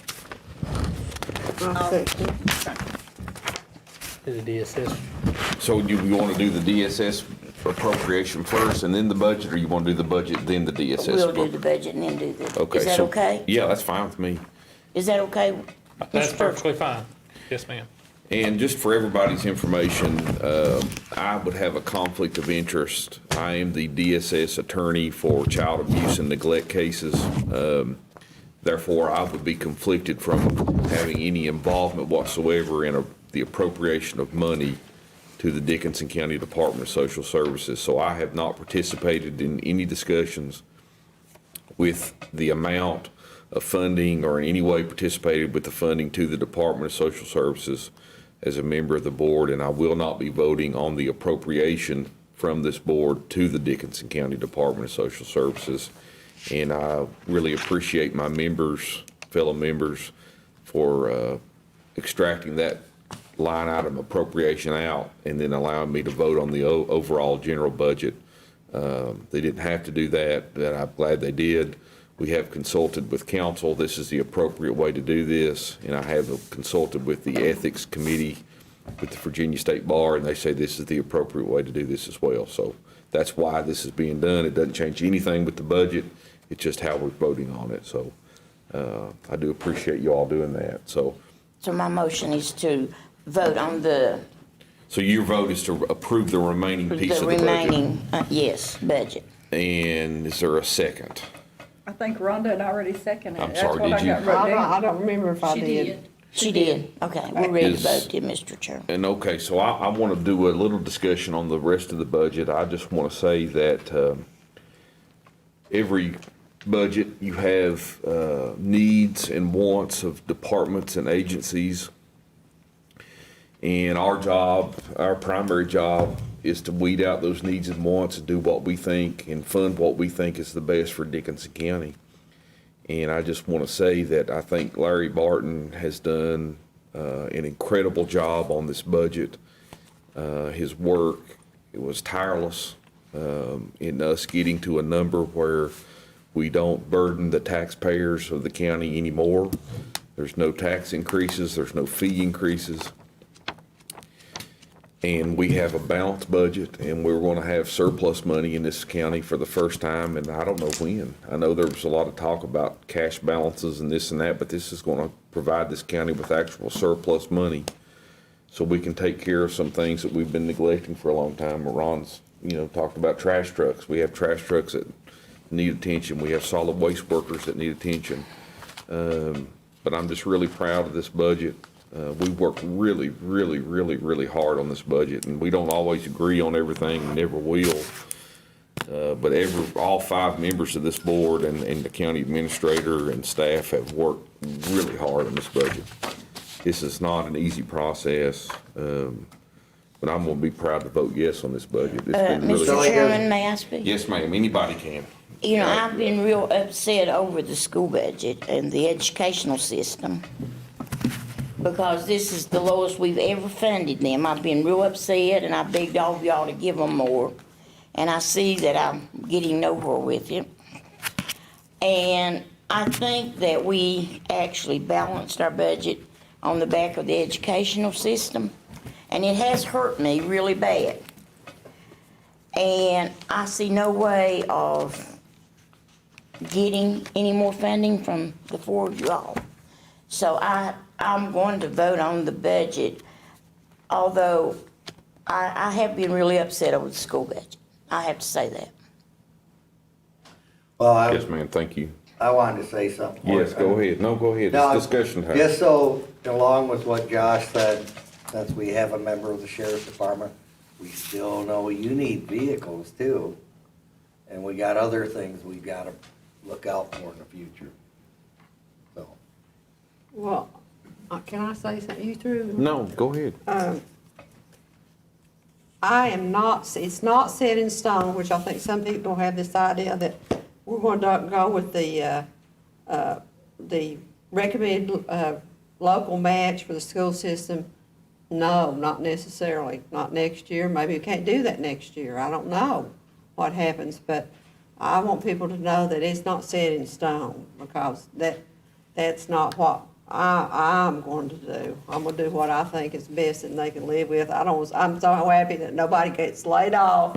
They get a 5% raise, everybody, the school bus drivers to the cafeteria workers, who are just as important as anybody up there. But I want them to understand that it's not set in stone for me that I'm going with the recommended local match every time. And I don't think we did this time. Well, it looks that way, but they had $1 million surplus. But that's not something that I'm going to say, I'm gonna do this from now on. No, not me. So we have a motion and second. Any other statements on the budget? And it's always, and I don't know why it has to be this way, but it seems like it's always, but this county and the taxpayers have always been generous to the school system. 2 years ago, there was a $7 million appropriation. And so it's not our fault if money's not being given to teachers or to whoever. All we do is make the allocation. And so if they decide not to give a teacher a raise or not to do whatever, then that's not our issue. But we have budgeted an amount where each and every employee gets 5%, no questions asked, whether they're an SOQ employee or not. There's approximately 30 non-SOQ employees, approximately, that will be getting a 5% raise in this budget, in this allocation that we're making. And I'm proud of it. I know Ms. Willis, and I know what she's saying, and I respect her very much. Her knowledge and many years on here, I respect her opinion. I do. But I'm proud of this budget. We worked, how many hours did we put in this budget? Whether we agree with it or not, we all worked hard on it. Yeah, Larry put in And Larry put years. in a lot of time. I'm And just it's- glad that we got this year to work on it. Last year, one meeting, did we just have one budget workshop last year? Because of COVID, that Yes, was all because of we had. COVID, And and I was this- just glad for that. Excuse me, Mr. Chairman. No, I'm sorry, Pete. But just a couple of numbers before we actually vote in this discussion. Gas severance, fiscal year 2018, gas severance to Dickinson County was $1,003,961. Gas severance fiscal year 2019, $940,000. Gas severance fiscal year 20, $489,169. Gas severance fiscal year 21, $449,642. $500,000 in gas severance in 2 years. Coal severance fiscal year 18, $3,227,652. $3,484,072.19. Fiscal year 20, $2,666,053. Fiscal year 21, $2,364,304. $1 million reduction in coal severance, $500,000 reduction in gas severance. So this board's balanced a budget, given 5% raises, and got a surplus with $1.5 million reduction in severance. Nobody else may pat you on the back, but I am. I'm patting Larry Barton on the back. And I don't care to pat ourselves because we worked hard and we've got a budget that the taxpayers should be proud of. And so I am. And so, we have a motion and a second. I agree with you, Josh. You can. And I think Mr. Peters has a little more discussion, but that's all I've got. I just wanted to add, when you look at a comparison, the way the state does the funding for the schools is similar to behavioral health and social services. They allocate a certain number of funds, SOQ funds, and then we are required to match. Now, when you do a comparison in our neighborhood, Buchanan was at 112.46% of RLM. Wise, 102.76% of ROM. Lee, 100.76. Scott, 96%. So they didn't go to. They didn't get no 5%. Russell, 103%. And we're the top dog, 121%, because the way the funding's done is based on the average daily membership, the number of students, and we're one of the smallest counties, population-wise. I think Norton's the only one that's smaller than us.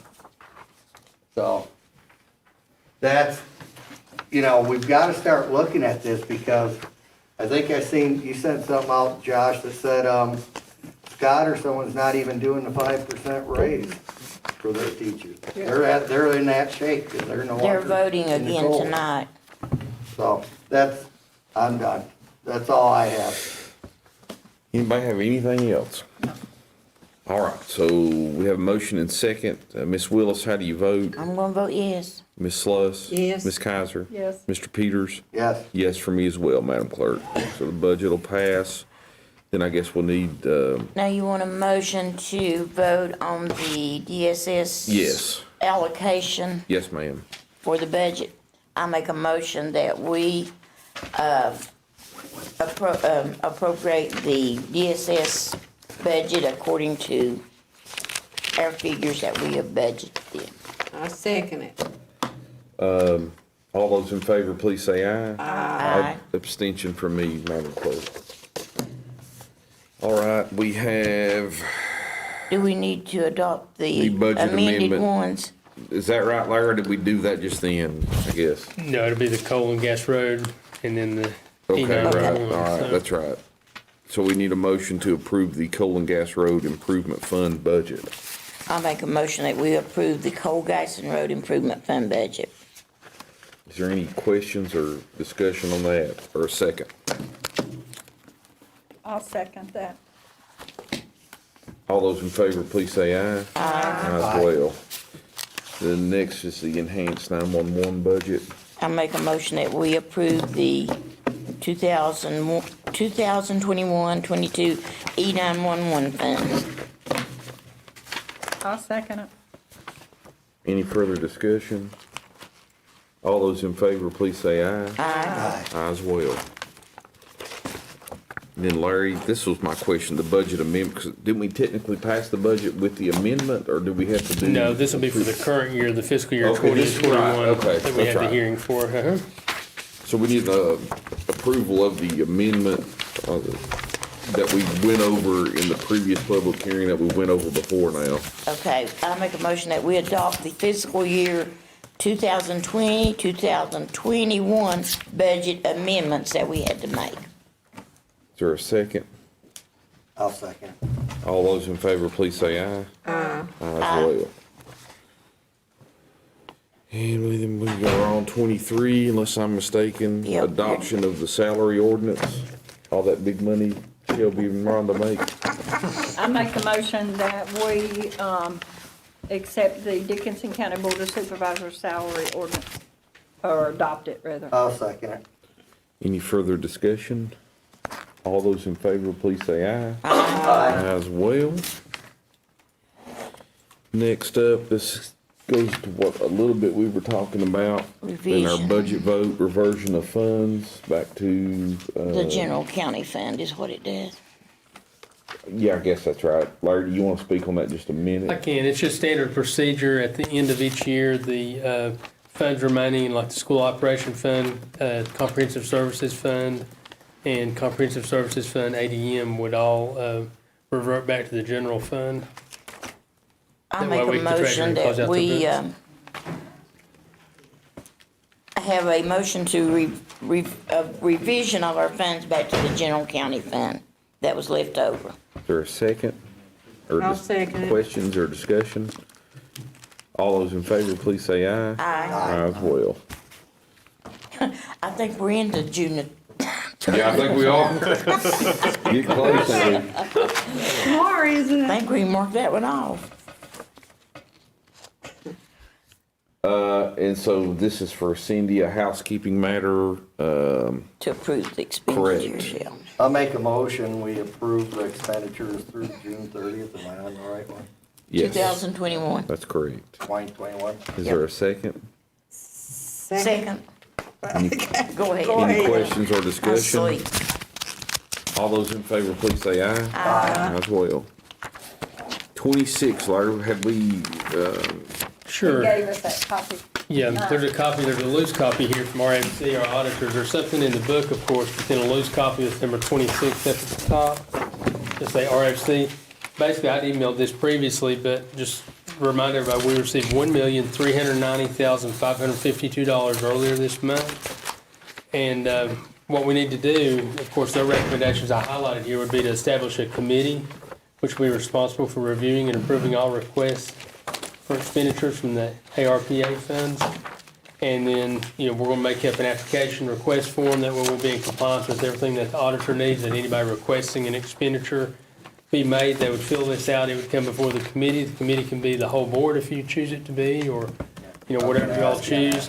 And then you would evaluate the completed forms. Give So everyone a chance to be part of that. that's all we need, just establish procedure on how we're going to handle these funds. I would say the whole board. Okay. Yeah. Yeah. so we want to have our first committee meeting July 8th then? I Yeah. think July 8th would be good. You said July the 8th, correct? At 12 o'clock, starting at 12 o'clock. Starting at 12 o'clock. Oh, did you give Rhonda time to get up? Is that a time?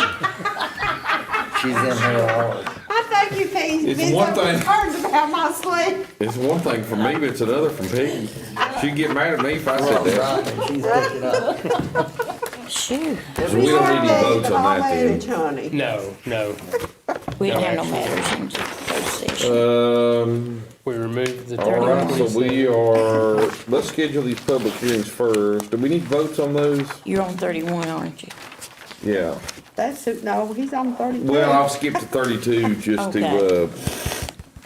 and then we'll end with the comments. Do we need votes to set these public hearings? Yes. Okay. So we need 4 different votes then, motions and votes. Correct. I make a motion that we schedule these public hearings. Do I need to read them, Will? You can either say A through D is 32, presented, A or, through D. yeah, that'll cover it. Okay, good. Starting at 5:25? 5:25, one at 5:30, one at 5:55. Yeah, okay. 5:45 I'll too. second it. All those in favor, please say aye. Aye. Aye as well. All right, comments, Ms. Willis. I know I always No. start with you, I just go from right to left. I don't have any more comment. I just Ms. Slus. want to wish everybody a happy 4th of July. Ms. Kaiser. I think we have all worked relatively well with our budget. May not be what everybody wanted, every one of us maybe wanted to have done more, but we have to do what's best for as being stewards of the county's money. And just starting to work hard in the next fiscal year. Ms. Peters. Oh, I'd say it's a long process, but hopefully we'll be able to take what we got this year and get a plan together and start taking care of some of the other resources we need to do to help the different departments in the county. Yeah. And my hat's off to the board. I think we did real good this year. And Larry, especially you. Yeah. Thank you. Want to thank Scotty for staying here with us till 10:30. Thank Teresa and Adam for being here late away from their families. Wish everybody, like Rhonda said, a happy 4th of July. Be safe. Again, Larry, I don't know, I can't say enough for how the job you've done. It's really incredible, and I appreciate it very much. Glad to do it. Entertain a motion to adjourn. So moved. That was second. I'll second. All those in favor, please say aye. Aye. Well, we are adjourned.